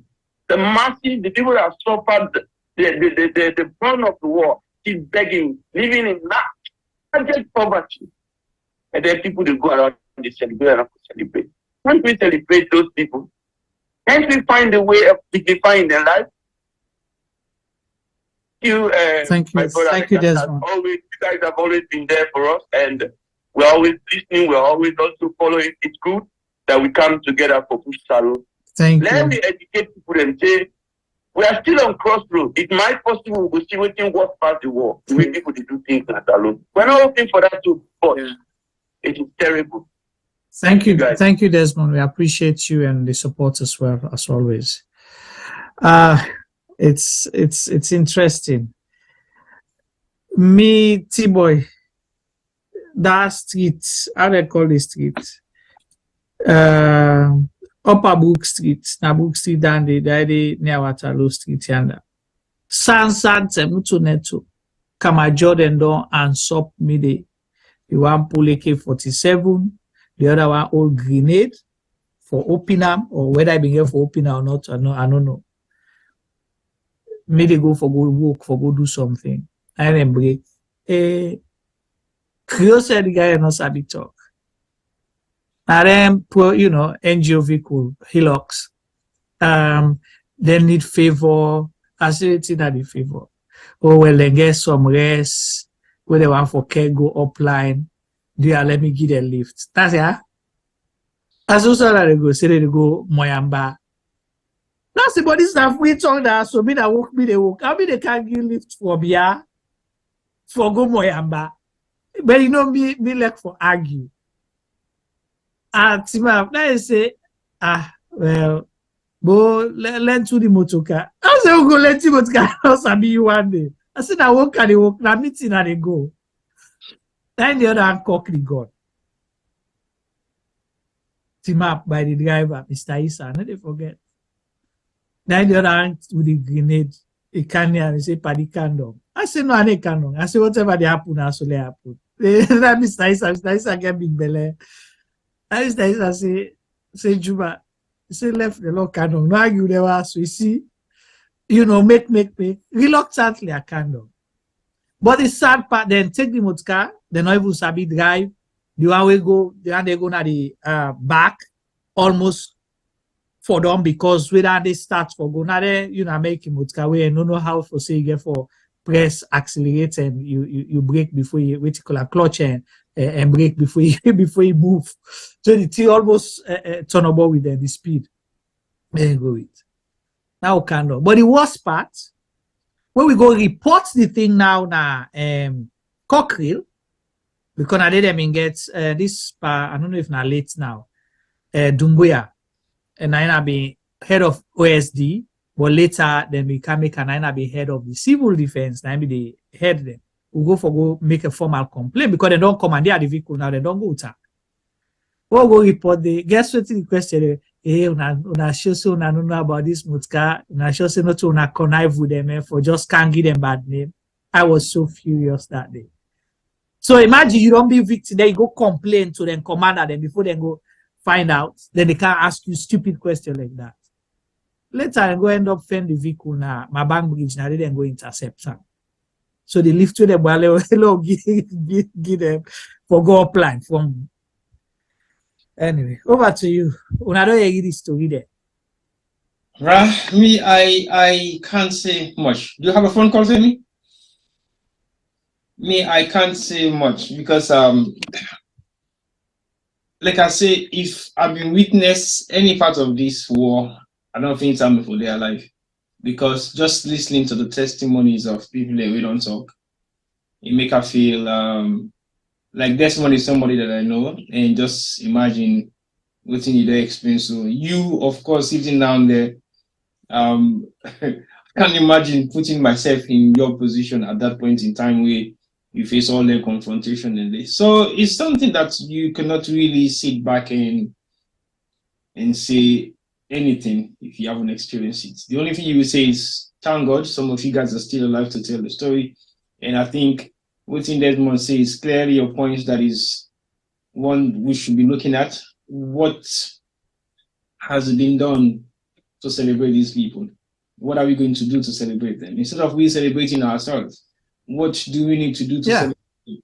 How can we recognize the day and make it significant to civilians? How can we tell these stories? So the one they will sit down, they look at the repercussion of some of the things that really happen at Salon will lead you to Usta will talk about. So it's primarily a significant moment for me we reflect back and see exactly whether similar kind of examples them don't begin take place at the moment in time. Because like I said earlier when I started this program, the country what we know before the war, let me know any kind of barriers between anything we fit to say be something of a norm or of not a norm in our society.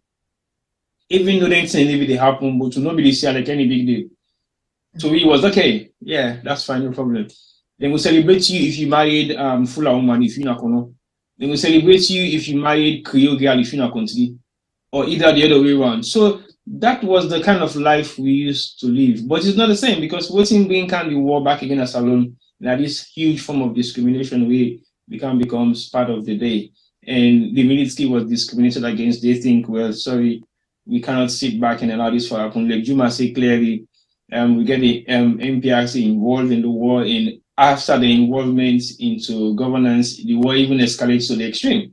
Because if we are saying the military hasn't been looked after, that's why they're taking over the country, they should be able to protect the country at some point, because they are now in control. They manage the affairs of the military, they buy weapons, they facilitate everything that happens within the military. It would have been a point of them saying, we're going to stop the war because we did not have enough facilities, enough equipment, enough resources to fight the rebels. That's why we thought it's very important that we should take over governance. Now that we are in governance, what happens? The war escalated, and we see the war and the gruesome part of it. And T-Boy, just on that point, remember Barry tell you, say, the war escalated when you get rebels and soldiers, coming together, okay? And during NPRC term, during the NPRC days, now that's how you get people. Now, I say a lot of people became millionaires. Now then they work on the street and today, now then they enjoy all the lofty things. And you have those who are not, we're not sometimes not even know how war starts. Now then they hold us, the people that will bear the greatest responsibility, the one that they suffer in Rwanda today. The General Issa Sise, the Gulits them, all around and they, where they suffer yonder so today. You can't hold them responsible because where they send soldier man for go, where then recruit. Now that cannot join the military. I had an opportunity to, be part of the cadets. But I was like, no, I'm not gonna go die here for stupid stuff like a kind here. Those guys, before then they reach outside the rebel and they don't fall in an ambush because the uniform where then they wear, then they meet the rebels, they wear the same uniform. So you don't know, you're not able to know who than a soldier, who than a friend, who than a foe. So you don't know who your enemy, you don't know who you're targeting. So you see how they sell them out. But then end up go form this civil defense force, the Kamajo, for can't take over. How can you go and take people with Chakabula gun? Where you go, you just take Ronko, you give them, because you say join one secret society or the other, you prioritize them against your military. Well, you see, when Barry made mention of the crossing over of the military, which was a well-trained, organized movement, I think I can understand that situation. And the invasion of Freetown was strategic, it was planned.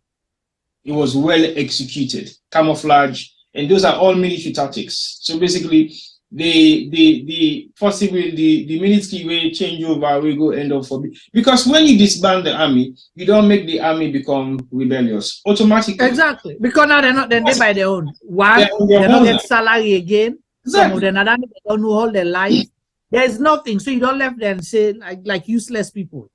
So basically, when you disband them, you don't create an organized chaos. That's correct. Organized chaos, because you're now dealing with an organized institution that can mobilize themselves and do anything. Then make you watch the war, then we don't happen all over the world. What thing happen after the war, then we break up now. All the countries they will see we war break, especially the Arab states them of the Libya, Iraq, and places like that. The military officers themselves, after retiring from the military, they set up security forces. And those security forces are well equipped, because when you recruit an ex-combatant for serve as a military, as a security force for secure the lives and properties of well-to-do civilians, you are safe, because you're not just being managed by somebody who's just a security officer, but a well-trained, seasoned military cadet officer. Sometimes we don't raise to the ranks of captain or maybe more than that. You decide for forming your unit and recruit all of your ex-combatants, then we don't work with and make them paramount security forces for secure, well-to-do people all over the world. So basically, you don't let loose of an organized system like that and then put nothing in place. You just totally disband them and you make them become disgruntled and say you don't need them anymore. the money guy where Barry mentioned, I think it was Major Money because I know a Major by that name. So I don't know whether it was the same person he's talking about. GST money. Yeah. So basically, I don't know whether it was. It was Secretary of State during NPRC. Yeah, I don't know whether it's the same person. I don't know whether he ended up for become he go join the rebel or AFIT or REF. I don't know what is it anyway. But I think I remember a man he called Major Money. So I'm not too sure whether it's the same person. I think I know him. I would say personally a little bit because I was doing some stuff for him back in the days in Sierra Leone and a few more of the other military officers then during the NPRC days. But the repercussion of the war and the events leading up to January 6th, I think was a well orchestrated and planned event. Like everybody will on the testimony say there were signs of it in Freetown. There were new phases appearing in different positions in Freetown. Like a way Ebola in Freetown, where people in the Comoro line can Freetown can rescue themselves because of the non capture Ebola. Then they easily identify them because they did not have a fixed location. They may be all over the streets of Freetown. They may find them at different corners them. So basically they were easily picked out because when you get your community, you possibly know everybody within that community there. So if you're able to identify somebody, you will begin that to know this person. So basically, for true, it was a well-planned and orchestrated event. Even when we have the West Side Boys now, Okroil, these were like seasoned trained military officers by the British. So they were not just ordinary rebels or ordinary military men who felt disgruntled. They were organized. They were willing. And then they said, it's not like they want for go Okroil. No. After I don't disband them, I told them I go turn them prisoners na collegiate school, then go lock them all day like a prisoners them. Then you left Tama just roaming the streets, of Freetown. Then they get then they ask people there, where your calendar? Wait now calendar, ID card. And they ask where your calendar. They don't know the difference between calendar and basically, when you look at the war fractions them in Freetown, I think it was there were like 5 or 6 different fractions.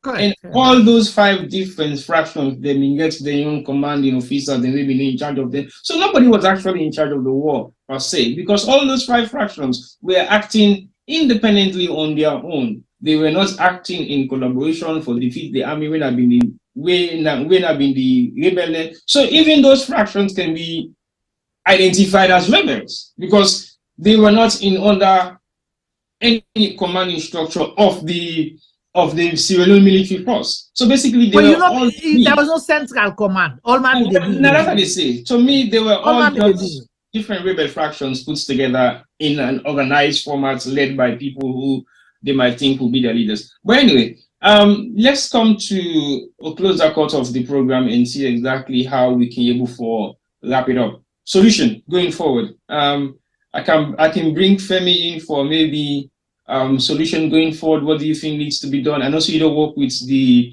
war amputees them a lot more over the past couple of years, and you get an experience of some of their own testimony where they give you on camera. So basically, what would be some of your options of solutions going forward, even though we don't speculate a lot of voting need to be done by we callers them and also by the discussion we don't get. So I'll put it over to you, Femi, and possibly give us some idea of what will be your own form of solution going forward. Okay, thank you, T-Boy.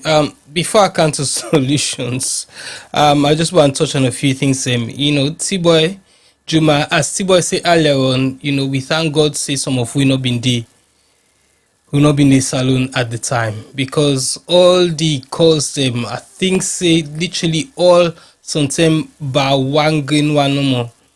They kept on mentioning the area where Usai Akomot, Central Mountain Court, Circular Road, Macaulay Street.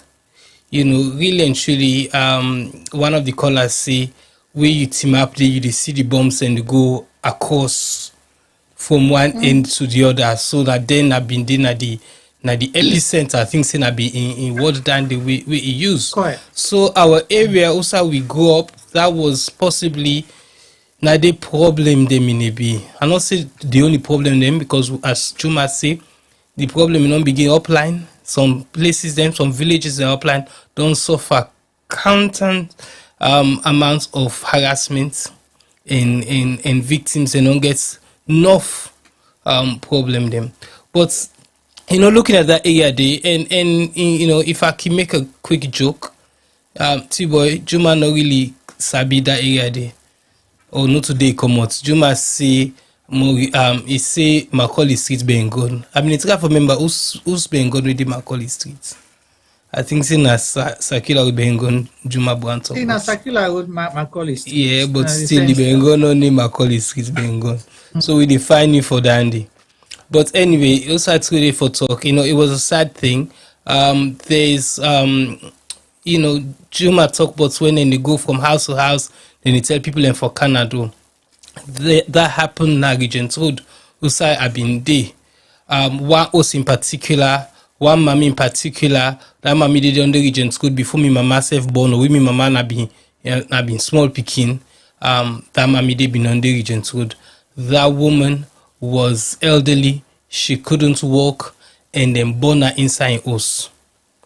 Then born that mommy inside house, and the person we points that mommy dey in house, himself na person wey we sabi na central bobo. Im mama still dey central up to today, Juma.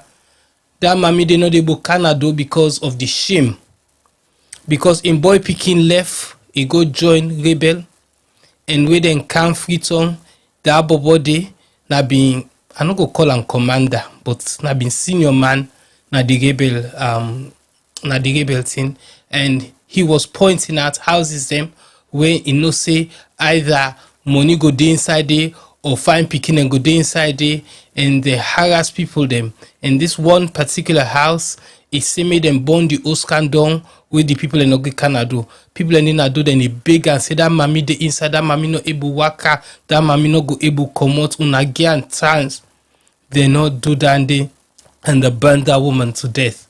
Then and they really and truly go hunt some of them people in the house. I say that word in mama de tongue, in mama still region, so then na net some of mama de commando. I know calling him now, but I know say some of we they listen go know who that they talk about.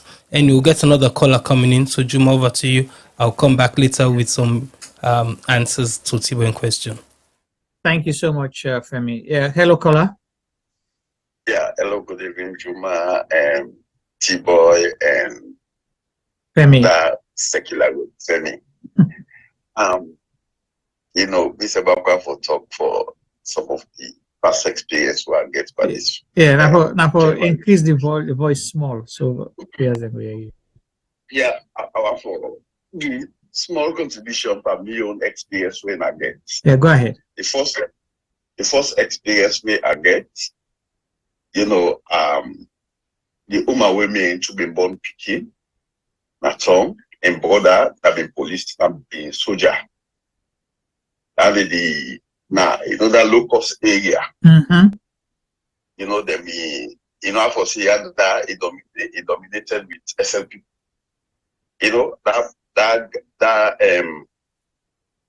Forgotten the hill. They are forgotten the hill, by low-cost bridge. Mm-hmm.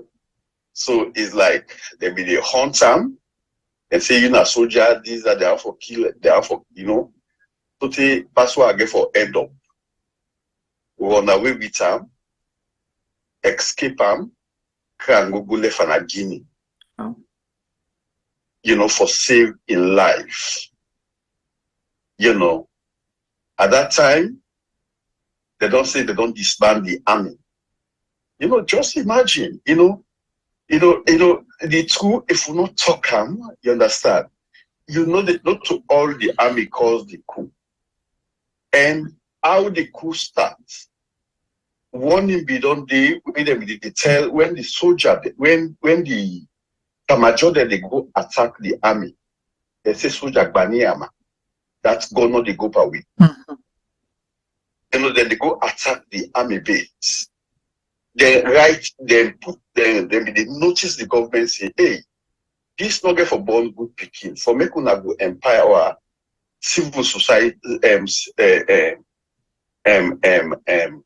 civil force against the military, when a constitutional army. You know, then they so they attack them at Kenema, they attack them at Jala Komboya, even Johnny Paul in your army, they attack them back. You know, at the end of the day, in where they go attack, amend them, where they kill some of amend them, because of and soldier no go team up, Amajogo defeats them. Right. You know, so then defend themselves. Johnny Paul end up in jail. Another soldier them, back one captain, I don't call it a name because he's in the army now, himself back, they end up put in a jail. You know, because they repel the Kamajo them. And soldier no go team up, Kamajo go kill them. You know, so all with problem, you know, where they talk say, this, you know, we get for look side the problem come out. Come to Usai will become friend with self. You know. So when them thing they are don't be, so say, okay, they say and disband the army. You know, I know they ever forget Julius Spencer. They go, you know, because all the army man they take the care, they go over Lungi, and they go, now they be following them. Julius Spencer, they tell the army, they say, hey, you know, if I tell you now, they be shown at TV, una pull out na the army, batak. Hey, you know, the army, we it before say, you know, the disband army. You know, even na the Kamajode, they be done ready, they be done send uniform for the all, you know, for me them can take over the army. You know?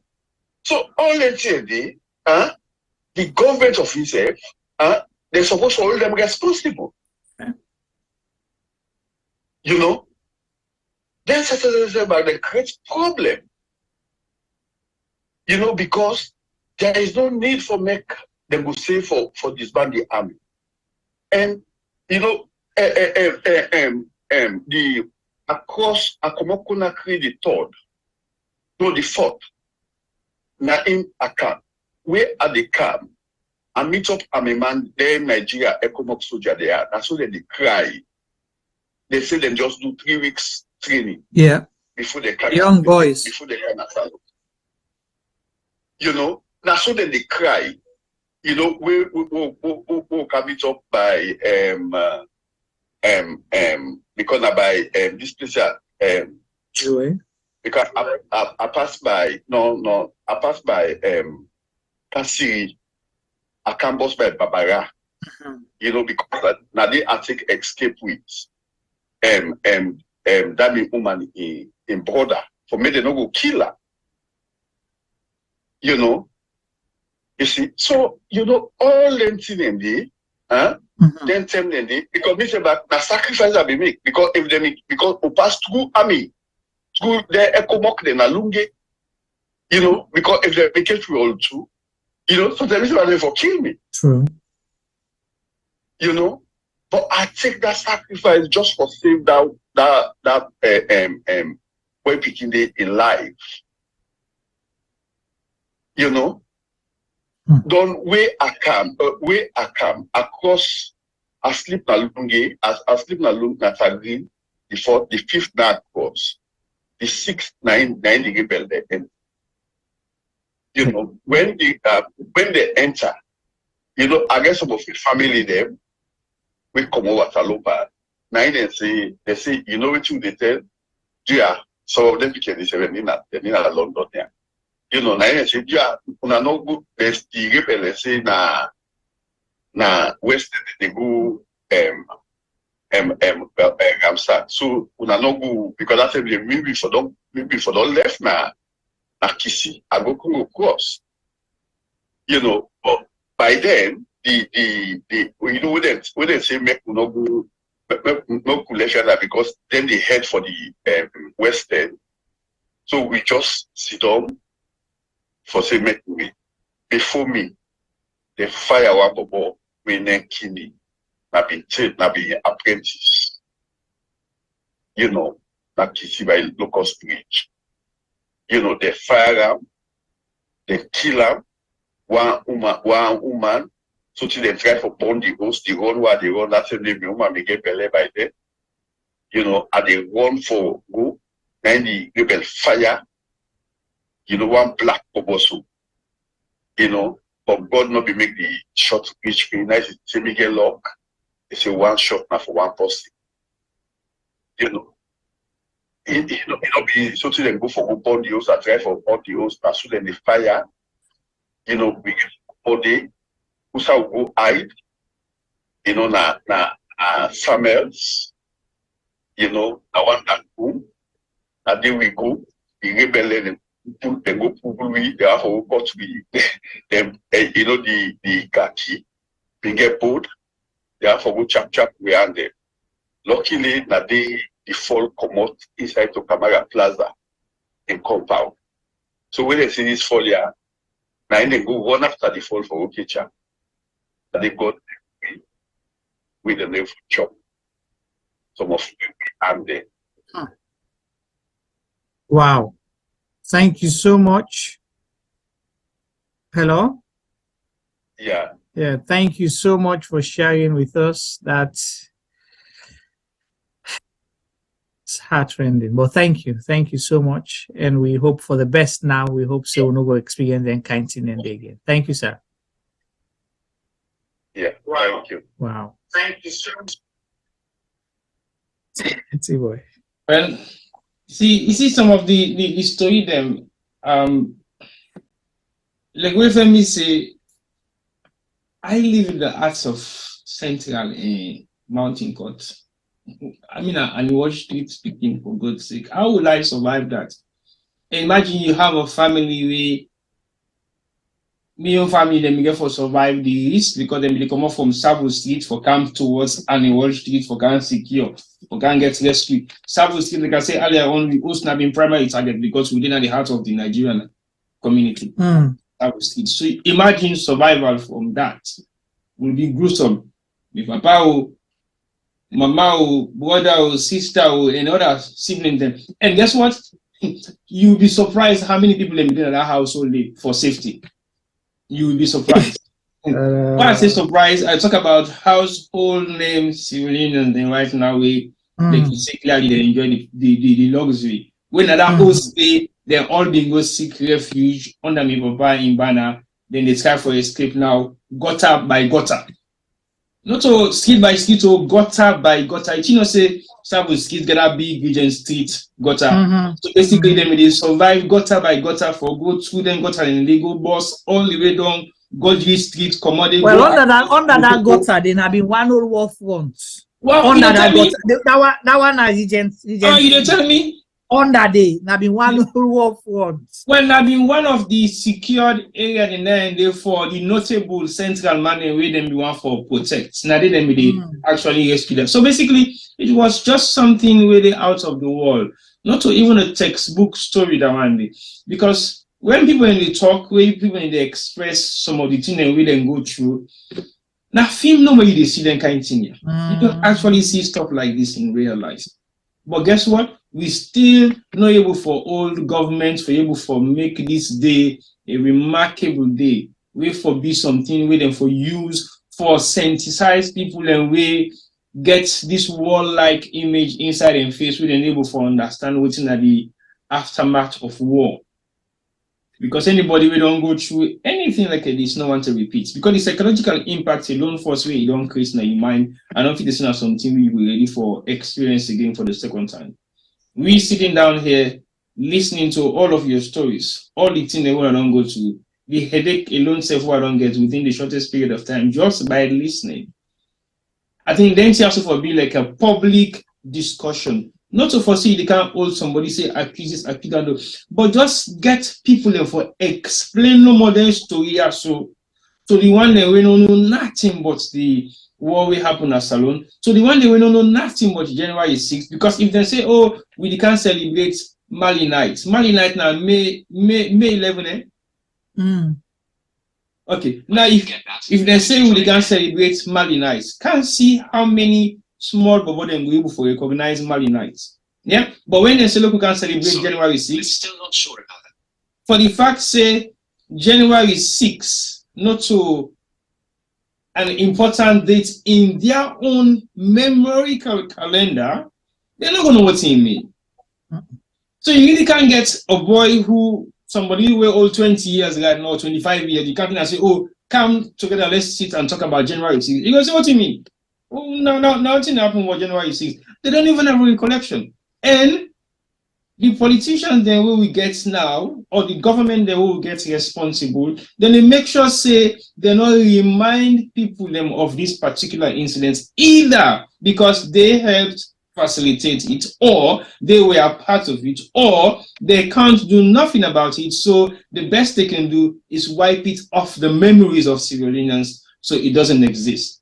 But it's not true. It does exist. And it's about time we start to talk about these things so that we begin and able to understand when we say we celebrate January 6th, what does that mean? When they celebrate Holocaust Day all over the world or in the UK, they make sure that they have living testimony of the Holocaust. They make sure they have living documentaries of people that will suffer the consequences of them particular gruesome world activities. Then they, up to the extent they made blockbuster movies, not movies, blockbuster movies, just for emphasize to the world, say this does really happen. But guess what? To the eyes of other people, it doesn't really happen. I watched something where one young lady they talking on TikTok say they hold Adolf Hitler to be the worst man on earth, the worst leader on earth. But guess what? Inside Belgium and other parts of Europe, people then been they go inside Congo and other countries in North East Africa where then they actually cut them. This is not a thing where you just start to. Then they actually cut their hands them and make them trophy. And these are things people have lived with, and then take them, they monetize them back as well. People in the camp for currency, they use them as souvenirs. So why will somebody think like that and celebrate that? Not even remember that, but celebrate that as well. So we therefore begin to look at some of the activities that also don't happen to us as Black people. So we say we don't perpetuate against we say, and we actually see what thing we need for do for change them causes there. Because sometimes when we talk about these realities, when we highlight some of these realities, it will change some of the mindset of the younger generation of the people in way they now we country for me to understand, say, wow, so mama this una go through. Wow. So when this una face. Wow. So they actually gave me belly where this thing will happen. Wow. So they me for actually please the belly open before even if you don't born me. Make them understand some of them things they are so. Then they will know the value of what in January 6th mean. Because when you see your parents not get hands or you not get food, you might not have the time to struggle to ask him, Dad, how did you end up to be like this? What happened to you? Because we not get that culture for ask we parents and certain questions, and so we not even think about it. We're not able for ask we parents, how come you able for live this kind of life now where you live so what's make you not be don't become better? Oh, we already say we be young now, kono even what in pull you kono? Oh, we already say when I mean get money, when I mean rich, what happens? So we never forget them story and they from a parent and made able for explain to you exactly what thing we go through. Then we will suffer the consequences. Una we don't go through that gruesome part of the war. We don't see the reality of what happens. Again, not get the opportunity for putting a picking in door and tell them, say, this is what happened when I was in Sierra Leone. This is what happens when we were here 30 years ago. This 19 we will go through for me to be able for wrap up and say, well, look, we'll not do this again. Well, look, it's kind for see how best to be able for manage the situation or make able for move forward. Okay. Femi, I come back to you and make you answer the question you have been asked earlier. Juma, will not get any comments also? No. Okay. Well, Femi, over to you. Why should this guy for wrap up? Make you answer the Yeah. question and let's find solution. Make it as quick as short as possible. No mix me. You don't talk about it, can make her talk quick. So, yeah, it's just crazy listening to we callers them outside in the camp from. I get one fumble. She was elderly at the time and even gets a bad foot. Then we get for total come central. Not even past a middle road demo. Na bien people the hosting in the past with them for reach na the west for escape this trauma. And the possible total not a family safe, but really and truly I go say na family friend. You understand? And we're eternally grateful for that person. It total woman nine back. We himself for the one and left the Mamibian. But he carried her to safety. There's so many other stories like Kedande. I met a woman na Osto Tiboy recently. We did talk about what he goes through during the war. I sat there, honestly, Juma, I won't cry. 23 years don't pass, but trust me, there's some people we then don't move on and they don't deal with some of the situation, but there are others we're not able for do that day. When I talk about solutions for the last, I think say maybe 13 years, I've been involved with an organization called Melkosh Mission, and the pastor there, her name is Faith. She had a vision that she was going to help the war wounded in Sierra Leone, the amputees them. We not so necessarily the one day we born that with it or we get some disease. She started off with the war wounded, but eventually you can't just provide for a certain amount of amputees and left other one them. So eventually her mission supports a lot more people than just the war wounded. Fast forward a few years, last year, so January 6, 2022, she invited me to the camp, the amputee camp na Newton. And we go there, and she was helping them out. She took a nursing team with her, with doctors. They give the people them, then diagnose half of ailments them, then treat them, then get them registered. And the amputees them we invite, they all come and take advantage of this medical mission. But not to then just come.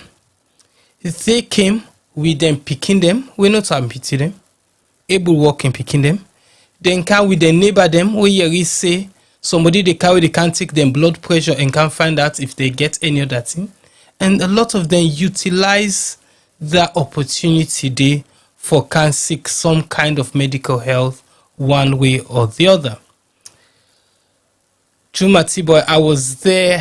I think say Faith Insai surprised at the amount of work we are doing, because I was there to just cover the speeches, the quick speech them. There was 2-3 other media people who have been there, but I stayed on till everything done. I sat there and we interviewed a bunch of survivors. We interviewed this lady from America, we come, now been the ambassador, and she gave her story about how them pass him, how he end up in a refugee camp. Say then can somebody can adopt her, we can go America and life go change.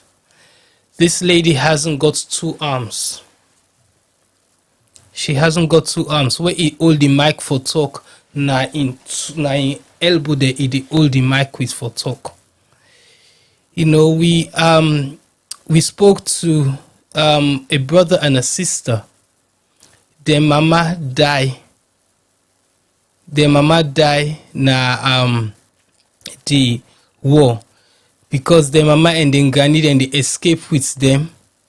Where the one pikin, I think say the bobo been they cry. Also then go hide. The people away then go hide too. Then tell and say make it left there. Because in pikin they cry, the rebel and go calm. So they literally put the woman out. The woman go die.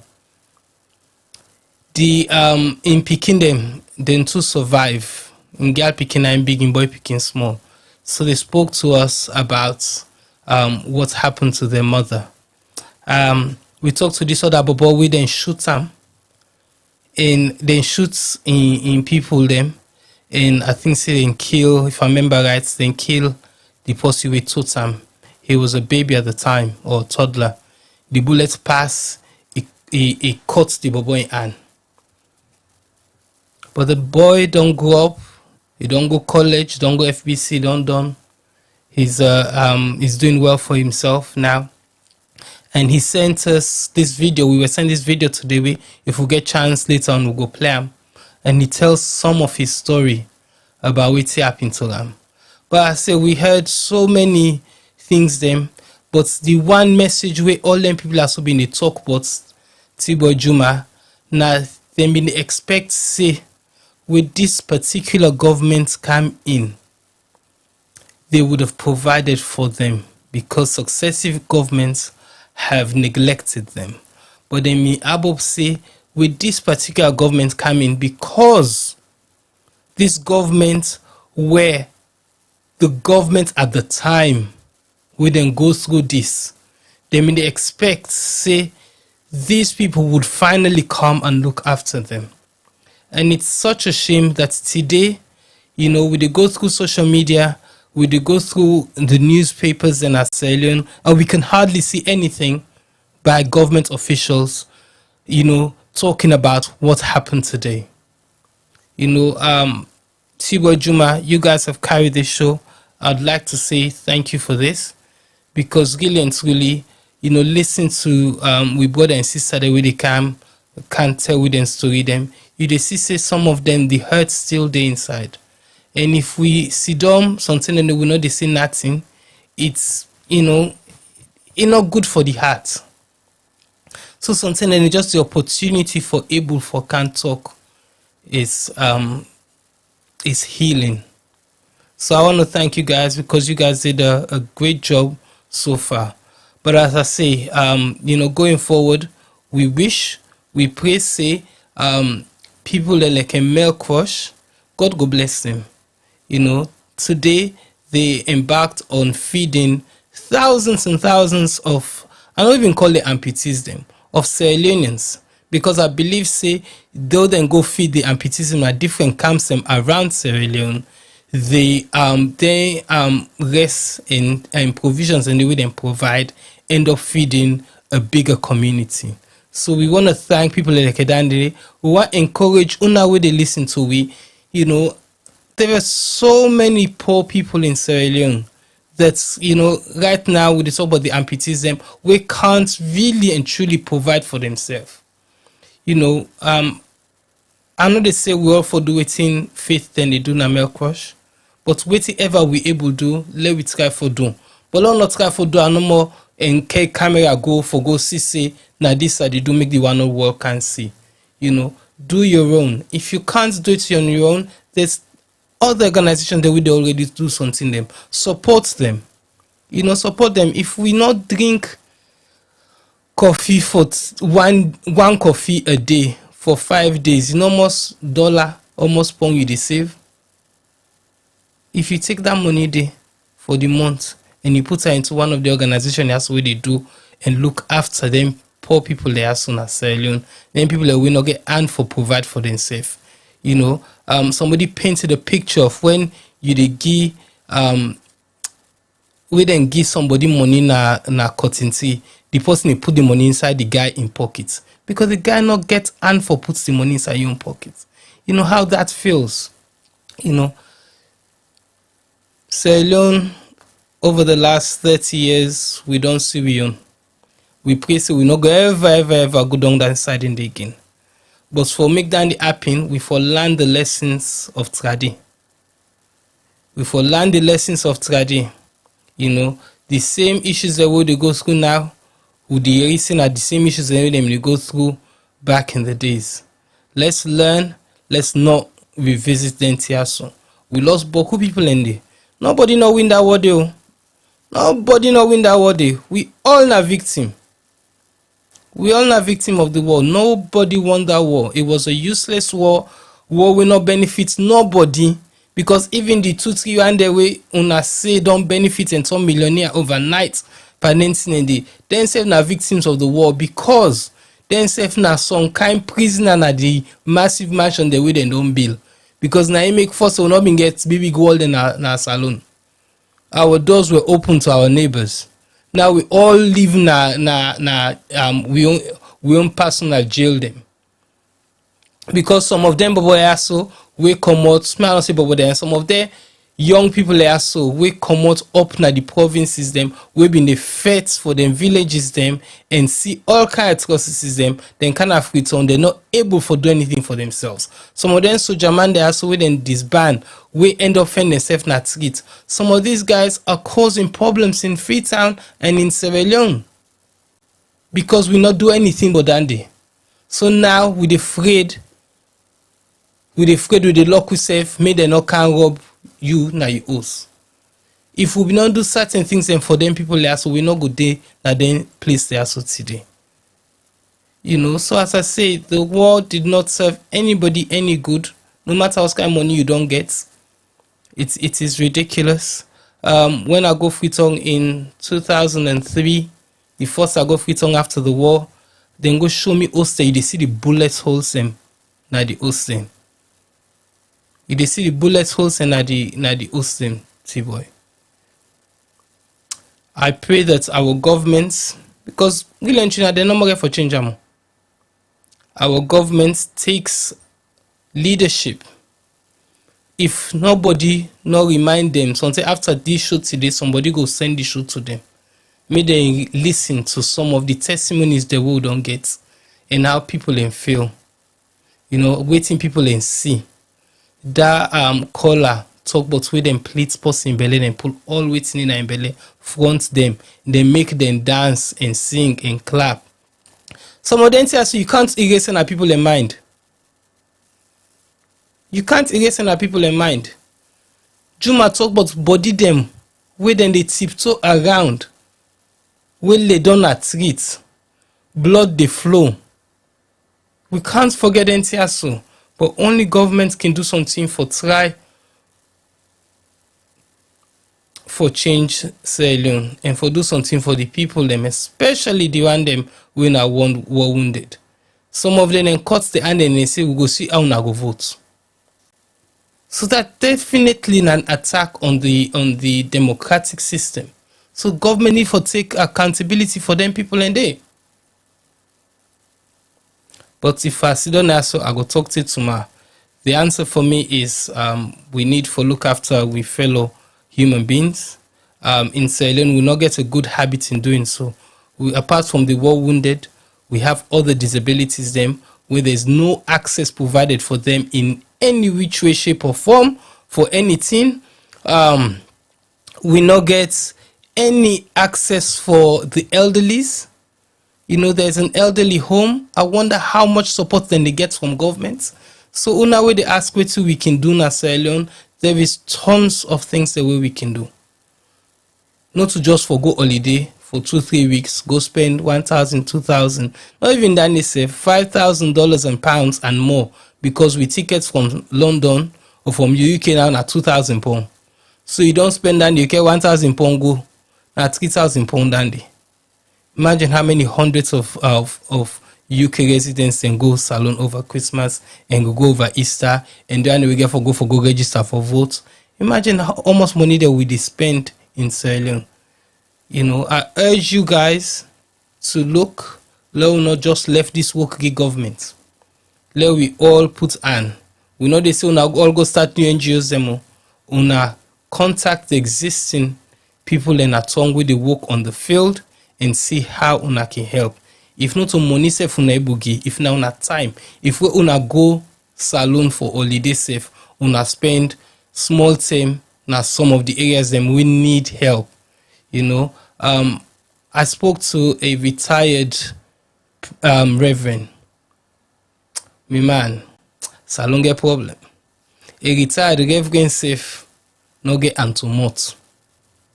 As I say, you didn't know how good a society is by way they treat in the people them we not get. And none of the people we not get there's any scheme now salon where they look after them properly. So guys, my answer is, you know, let's keep talking the story about J6, like how we did talk about D-Day, we did talk about Falklands War, we did talk about all the other wars them. Let keep talking about it. Let somebody able to write with history properly so that it will be in a textbook. And they not get for the rely on people like me, you and me, Tibo and Juma for the educate people, and because we were now we safe. Now second-hand information we get apart from Juma. Tibo and I were on this side of the world. Now second-hand information we get. Juma gets first-hand, but we get plenty people as we don't call today, we get first-hand information. This day should be marked in Sierra Leone better going forward. Over to you. You're muted. Yeah, no, I just say over to you. Thank you, Femi. Okay. Well, thank you very much, Femi, for that contribution. I believe, say, you don't give your own insights of what's in that you way forward in terms of finding solutions after this remarkable day on January 6th. And I believe, say, there is a lot more we have to say everybody can do in their own little ways, just like with Femi say, you don't have to go and form a new NGO, but collaborate with an existing one. And collectively, we can take some amount of responsibility and move things along. You're not taking responsibility because you've done wrong. You're not taking responsibility because you think you're in a guilty position of something we don't do. No. I think it's just about time for me people to look at the problems of Sierra Leone and see how best we can come together collaboratively and make them beneficial for each and every Sierra Leonean. And look at the people that we don't suffer the consequences, the perpetrators, the victims. A lot of them need some kind of psychotherapy where possibly can able to change their mindsets and give them a reason to live, a reason to realize what has happened over the past couple of years has changed their lives, either for positive reasons or for negative reasons. Like Femi say, most of the people in way they perpetrate more crimes in Sierra Leone might be victims or perpetrators of what thing that happened at Salon during the war, or might be the one in them just neglect and say, well, sorry, you don't need to know the army anymore, so it's banned on whatever on need for go do to yourself, that's your problem. Now you will suffer from. So today it might not be it as well, but again, we don't know exactly what are the possibilities. So we have to find a solution for those possibilities, one of which we from make mention. Let's come together collectively and see how best we can change. Juma, over to you. What thing would be your final take or your solution going forward? I'm not going to say you now one person where you go through the system, you go through the war, you went through January 6th, and you not just, I said to make mention, say you suffered double, what's the one? You suffered double trauma. Well, I would say more than double trauma, because going through the war and then come back, survive it, and then you go back into the field and see the reality of what happened for integrates people and back into society, both victims and perpetrators. And you yourself has been a victim at a huge amount of the incident that will happen. So what do you go feel say would be some of your solutions or some kind of idea we feel to say we can implement going forward for make things a bit easy for people to understand, say, yes, this really does happen. Yes, we should not stop talking about it. And yes, we should find a solution and make forward. All right. Thank you so much, T-Boy. And, you know, I just want to say thanks to we callers them, the people that we brave enough, we courageous enough for share their own, you know, experience and, you know, give you account of waiting they're able for record during the phase there will be the talkabouts, and just they pray that the souls of the departed, the one that we don't shed them blood for Sierra Leone existence up to today, and people that we don't suffer, some form of disability, people that we lost property, we lost everything. Let God continue for guide them, and let God look out for them, and let them portion not be suffering for the rest of their lives. That's one thing I would like to say first. And I just want to say, of course, it's a disappointment, government after government not taking this seriously. And people like we just, not to, I don't say we're not victims, but I will not say we're not to victims, but we're better off compared to a lot of people. We thank God. Some of the story them really, really, really tough, and you don't even want to start listening to some of them. Going forward, waiting me will look for see now a few things. One, that Sierra Leone for able to document this for posterity's sake, or for able to document them. What it's showing is how we always done the live where now oral, history we they deal with, and we they continue left all man talking on. But there's nothing officially and formally documented for talk about accounting for the war from a Sierra Leone perspective. These are not talking about Western, talk about Salone as a country, taking into consideration everything we get at our disposal. From the Truth and Reconciliation report, how would you simplify that report for Mekam and Adam into the curriculum of Sierra Leone's education system? That will be a must. It will be something wherein possibly Salone history, or what me go say, modern Sierra Leone history, for be a compulsory subject at every level. At every level. Because if you know how you come out, you know they know how you go. And when you don't know your history, you know able to develop your country. So that's one thing first I would like to possibly recommend, that you get the Civic Education Commission for able for put together a proper book where they give account of the war. One, then for able for do different formats. When I say for the write through, if we're able for make comic books about them. You understand? We picking them at the nursery, so because from there they begin to teach them what will happen, so they are aware. America, a lot of people are struggling here because they don't even know the Black history of America because it's not taught in schools. So it disadvantages a lot of people, and so we don't want to face that kind of thing. When are somebody else, we wait for one wait man for can't tell we but we own story, or get away on a symposium na British Council for tell we about your story. It's embarrassing. If we're able to tell we on one. Two, the kind I say earlier, if we're able to make an authentic, visual imagery movie on this, where in Creole, not to English, you they do Creole, they subtitle na English. Where for be authentic one, where did it. And you can do this by consulting people that are victims.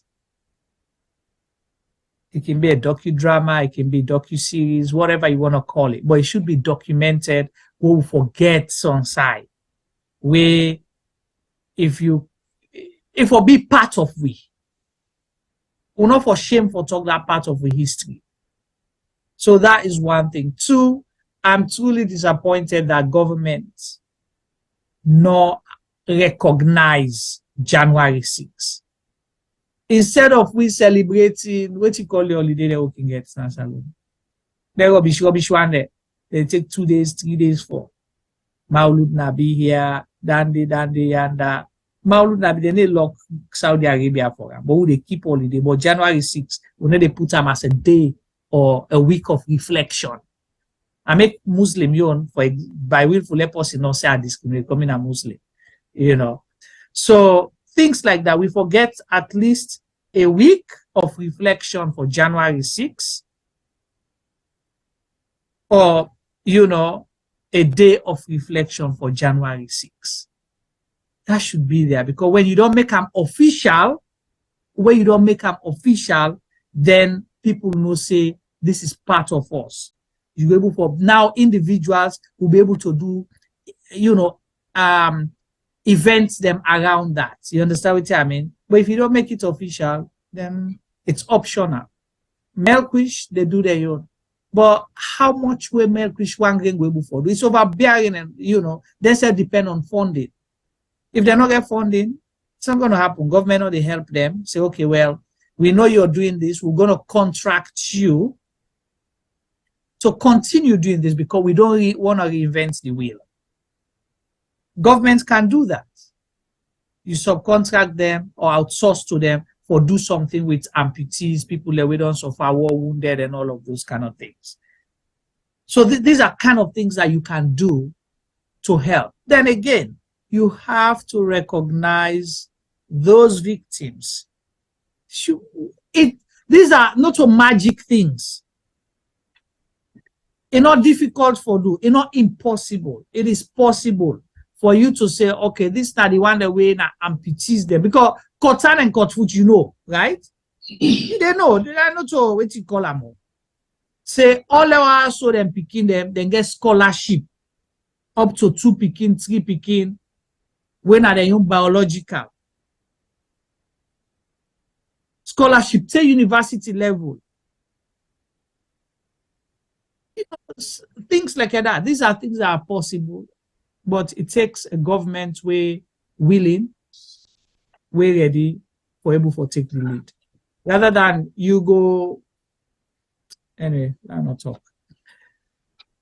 Thank you so much, T-Boy. And you know, we hope say, and one more thing I want to say, our appeal. The one they're waiting at Rwanda right now, is it 4? It's about 4, 3? About 4. Yeah. So the one that we lock up now Rwanda right now. With the appeal to me, they appeal to government. In as much as you go on for say, oh, but people say certain things now, waiting at the root cause, waiting cause the war. And we all know, say, the one that way they behind bars now Rwanda, the way they serve 40 years, they are not the ones that bear the greatest responsibility for what happened. The one that we bear the greatest responsibility, the worker, right now, they roam. Some don't make more millions since the war and after the war. And even all the things that they talk about, so right now, the money for reconstruction, for rehabilitation and reintegration, billions.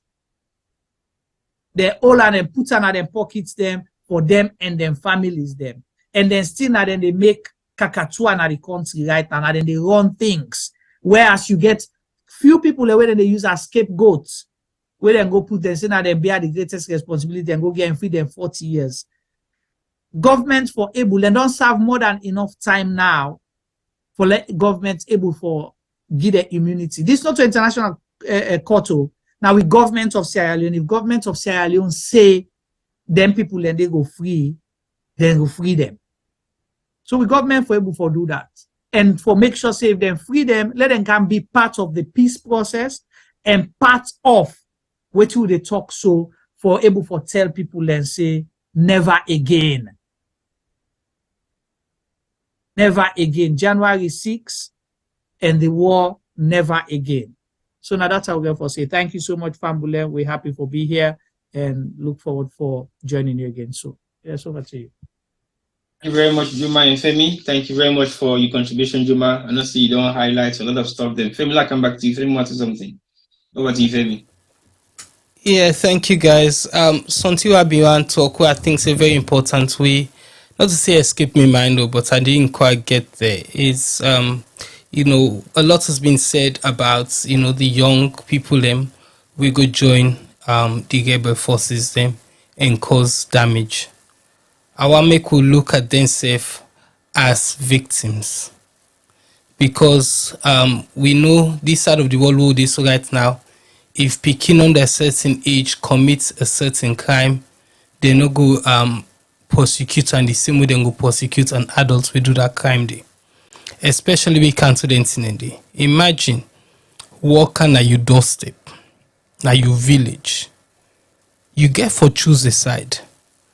Waiting politics say, waiting politics not say, waiting international wars, waiting international war not say. No mean nothing to you in your village. You get for choose the side where you dey survive, or the side where fights against the people who can attack your village. And that could be the soldiers of Sierra Leone. So some of them pikin and they were thrown into a war for fight for one set or the other, but they not been get a choice. So I only remember them safe in we press. The young one they lost their life. Some of them video they were been talk, but so we see one in particular. We are not gonna forget that video there. The bobo they talk say not to me, I not there, I not mix. Una asta mande under isabi me. And they walked the boy down and they shot him. And the video capture all Dandy.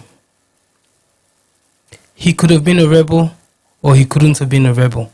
Now God won't know. But the point is that's a wasted life. And I mean small bobo, I wonder if you don't reach the age of 13 or 14 safe. So all they talk then a lot of members say a lot of innocent people them on both sides died, and a lot of kids that will not be no waiting for do. You know, some of these kids were given all sorts of drugs. They found themselves in the wrong side and then pay with time with their life them. Over to you, T-Boy. Thank you for that. And I also want to remind you, say towards the end of the program or after we sign off with the program, please stay on, because we go on for make Femi play the two videos, then we'll get into one. We get for highlight some of the testimony of some of the victims of January 6th. Now, just something we they put together, I think now. Is it Femi from Freetown or yeah, okay, something that they put together from Freetown. We just they come I'm no more and give respect to the one that we put some together. It's not a Sarah Jane Media product, but just want for help for facilitate some of the things they would want for make people know and hear about some of the things they wouldn't go through. But I want to say thank you to everybody for joining us tonight. And we'll not be the plan for stay that long, but definitely when it comes to issues about Sierra Leone, definitely we'll get for talk about to the best of we knowledge and ability. I want to say thank you to everybody. We don't make the meaningful contribution to the callers, them to the one day radio on the chat line, on both on Facebook and YouTube. And definitely they're asking for solutions, what can be done, or what sort of things they will fit to say never happen again as alone. So people they say we don't want this to repeat. Yes, it's so true. We definitely pray God for make that not repeat again in our nation. But there is a lot of other things that we are fit to say we need to do as a nation. We need to come together. That's one. First thing first is to come together and agree to disagree and still able to continue for work as a nation. So it doesn't matter how much of this we highlight, it doesn't matter how much of this we talk about, the people that are going to be solely responsible for make sure that this happen. Now, government, it cannot be any specific government, but government of the day should at least take some amount of responsibility and highlight some of the things that we lead up to January 6th and make sure, say, Juma, I agree with you. I think it will be a week of recognition, not just a day, because a day is not enough. I think a week of recognition will be something that everybody will be able to participate in. And also, we had on our Wednesday program, we had Yusuf Jallo here talking about storytelling. These are some of the things that needs to be replicated in terms of extending the message so that people will not know say this will happen, because they're young picking and they talk about some of the issues that we used to highlight and go talk about we heroes them, putting this person in talent, putting that person in talent. I think it's also good, but the fact that it is not written down anywhere, it's basically something that we will go begin ask people. But I think that can be also a way of educating the younger generation. So go ask somebody we possibly witness January 6th and they could give you an account of January 6th in your own words and put them into a story. and see how best we can get some story being told about the incidents of January 6th. Maybe sometimes some of them begin understand exactly what thing happened during the war and what thing happened on this particular day, especially if we want to use like a day where we actually highlight some of the things that will happen. We continue to talk about continue to put them in the history books of Sierra Leone so that everybody will get a knowledge of so that we will come back again and revisit this. But I think it's also fine for me to look at the victims. The victims of the war, either call them war victims or victims of the war, has been abandoned for quite a long time. We're unable for no their aid from the entail, some of them not getting any fix about anymore. Talk about the people that we actually fight the war. We now only fear of the normal benefits after that. Talk about so many things that we need to be done within the reach of the war itself, not alone. But much hasn't been done at all in terms of recognizing support or giving them some of the benefits which some of them deserve after the war done as alone. So we only get a few amount of people and we claim victory. Like we say, there is nothing victorious about this war because it ends up to be a senseless war, and the benefits of we still able to foresee today because although 254 we practically in it. We'll fight against corruption, we are more deep into corruption. We fight against tribalism, we are more deep into tribalism. We fight against discrimination, we are more deep into discrimination. So the war means nothing because if although 254 we are still deeply rooted into it as we speak, then why actually kill huge amounts of souls of Sierra Leoneans then for nothing? And we're still able to achieve nothing out of that. So let's think about this day as a day we not for just come and go. Let's make this day a day we not just go sit down and talk about them, but find solutions of how we'll be able for help and support all the one that we don't go through these gruesome activities that we happen in our country on January 6, 1999. So I want to say thank you to everybody for joining us, and we extend condolences to the family that we lost loved ones during this period. We extend respect to the one that we survived this particular gruesome activity.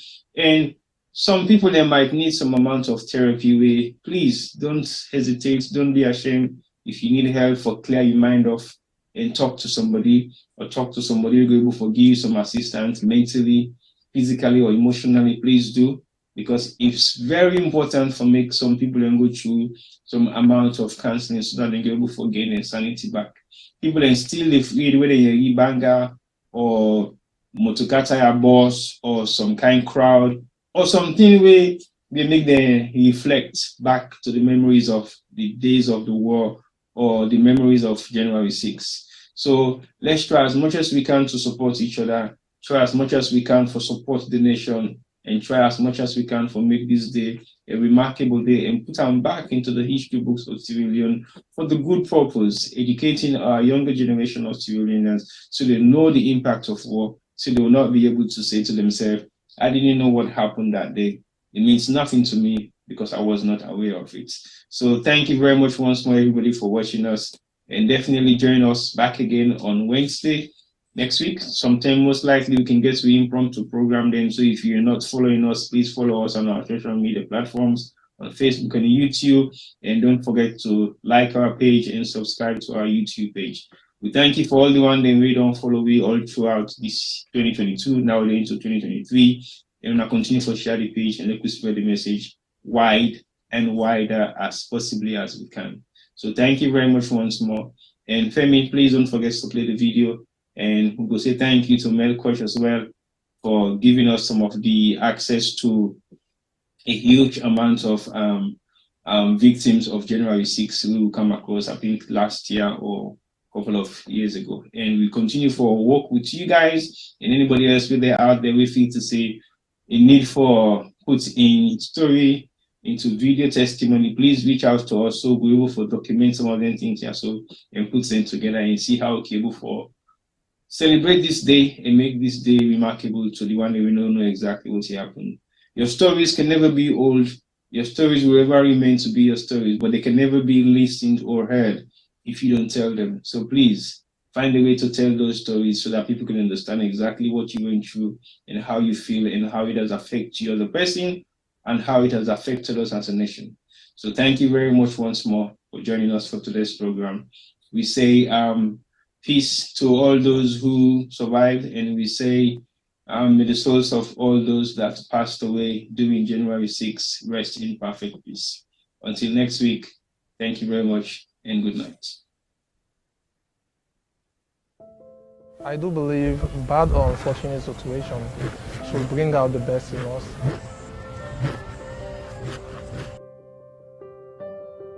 Growing up, I've always looked at myself in the mirror and hated myself, asking so many questions. Why am I different from others? Then eventually my mother happened to explain to me one day that I become a disabled due to the 11 here what we had in Sierra Leone.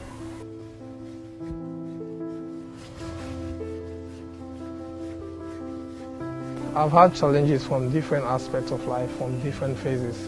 One, I can say psychologically, I've always had this low self-esteem. Before, I'd seen myself as not useful.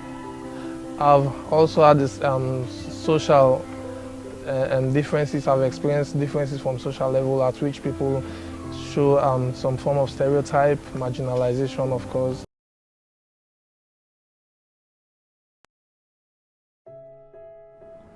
January 6th. I can still remember the hate in their fingers when they wore this badge of honor on me. It was a brutal merit, a verdict of unconscious merriment and injustice. Soul injured, burned bridges, they left me unpacked with eyelid and bruised kneecap. Couldn't turn back because they burned down my bridge. Do I really deserve this golden badge of honor? January 6th. Boom, boom, everywhere like hearts beat. They are gone blitz, but with a different language of I hate you. They break me. Crave to put forth my future at stake. I could have been a basketball player, an instrumentalist, a doctor, an engineer, and many more. They literally killed my dreams. Tick, tick every night, time whispered on my ears. Tell me not to worry, for I am the best doctor, it says. Do I really deserve this golden badge of honor? January 6th. I was only 3 when they came through with nothing to bargain for, but a will so free I wish. They let my blood be the signature to a treaty between chaos and solidarity. A solidarity to peace, they say, a peace I cannot find, as others thrill with love the likes of fear. Stereotypes, stigmatization, doubt every day they attack. Do I really deserve this golden badge of honor? January 6th. An event that left a mark on the forehead of our nation, exposing this land and its people to the invasion of corrupt mind. Men with the gift of a wordsmith, architecture to our blood spill, but when it comes to giving, they are as stingy as ironsmith. I have blatantly refused to accept anything they say weigh me down. Thus, I have this to say. When our fate meet destiny, we sometimes feel the entire world must be wrong and it wasn't our time. But we must not let these sparks of stereotypes lead our minds into oceans of frustrations, but rather, we must have the courage to mix anger with sympathy, hate with compassion, and above all, we must love. Do I really deserve this golden badge of honor?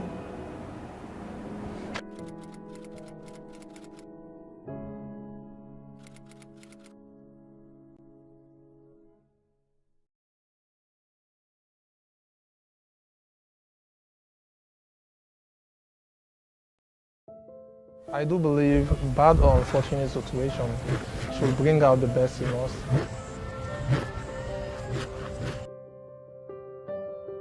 Growing up, I've always looked at myself in the mirror and hated myself, asking so many questions. Why am I different from others? Then eventually my mother happened to explain to me one day that I become a disabled due to the 11 here what we had in Sierra Leone.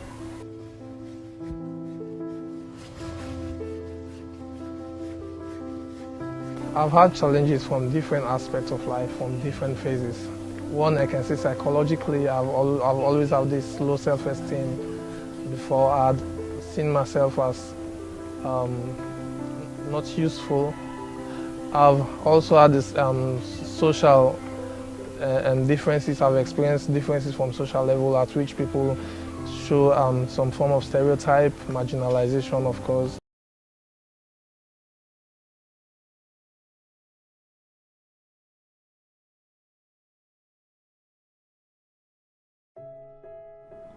January 6th. I can still remember the hate in their fingers when they wore this badge of honor on me. It was a brutal merit, a verdict of unconscious merriment and injustice. Soul injured, burned bridges, they left me unpacked with eyelid and bruised kneecap. Couldn't turn back cause they burned down my bridge. Do I really deserve this golden badge of honor? January 6th. Boom, boom, everywhere like hearts beat, their gun bleeds but with a different language of I hate you, they break me. Crave to put forth my future at stake, I could have been a basketball player, an instrumentalist, a doctor, an engineer and many more. They literally kill my dreams. Tick, tick every night, time whispered on my ears, tell me not to worry for I am the best doctor it says. Do I really deserve this golden badge of honor? January 6th. I was only 3 when they came through with nothing to bargain for, but a will so free I wish. They let my blood be the signature to a treaty between chaos and solidarity. A solidarity to peace they say, a peace I cannot find, as others thrill with love the likes of fear. Stereotypes, stigmatization, doubt every day they attack. Do I really deserve this golden badge of honor? January 6th.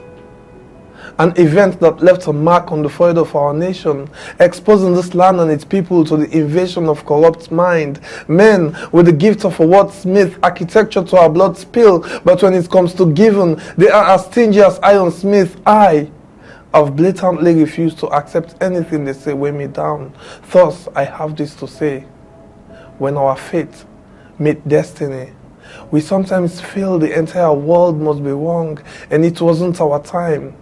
But we must not let these sparks of stereotypes lead our minds into oceans of frustrations, but rather we must have the courage to mix anger with sympathy, hate with compassion, and above all we must love. Do I really deserve this golden badge of honor?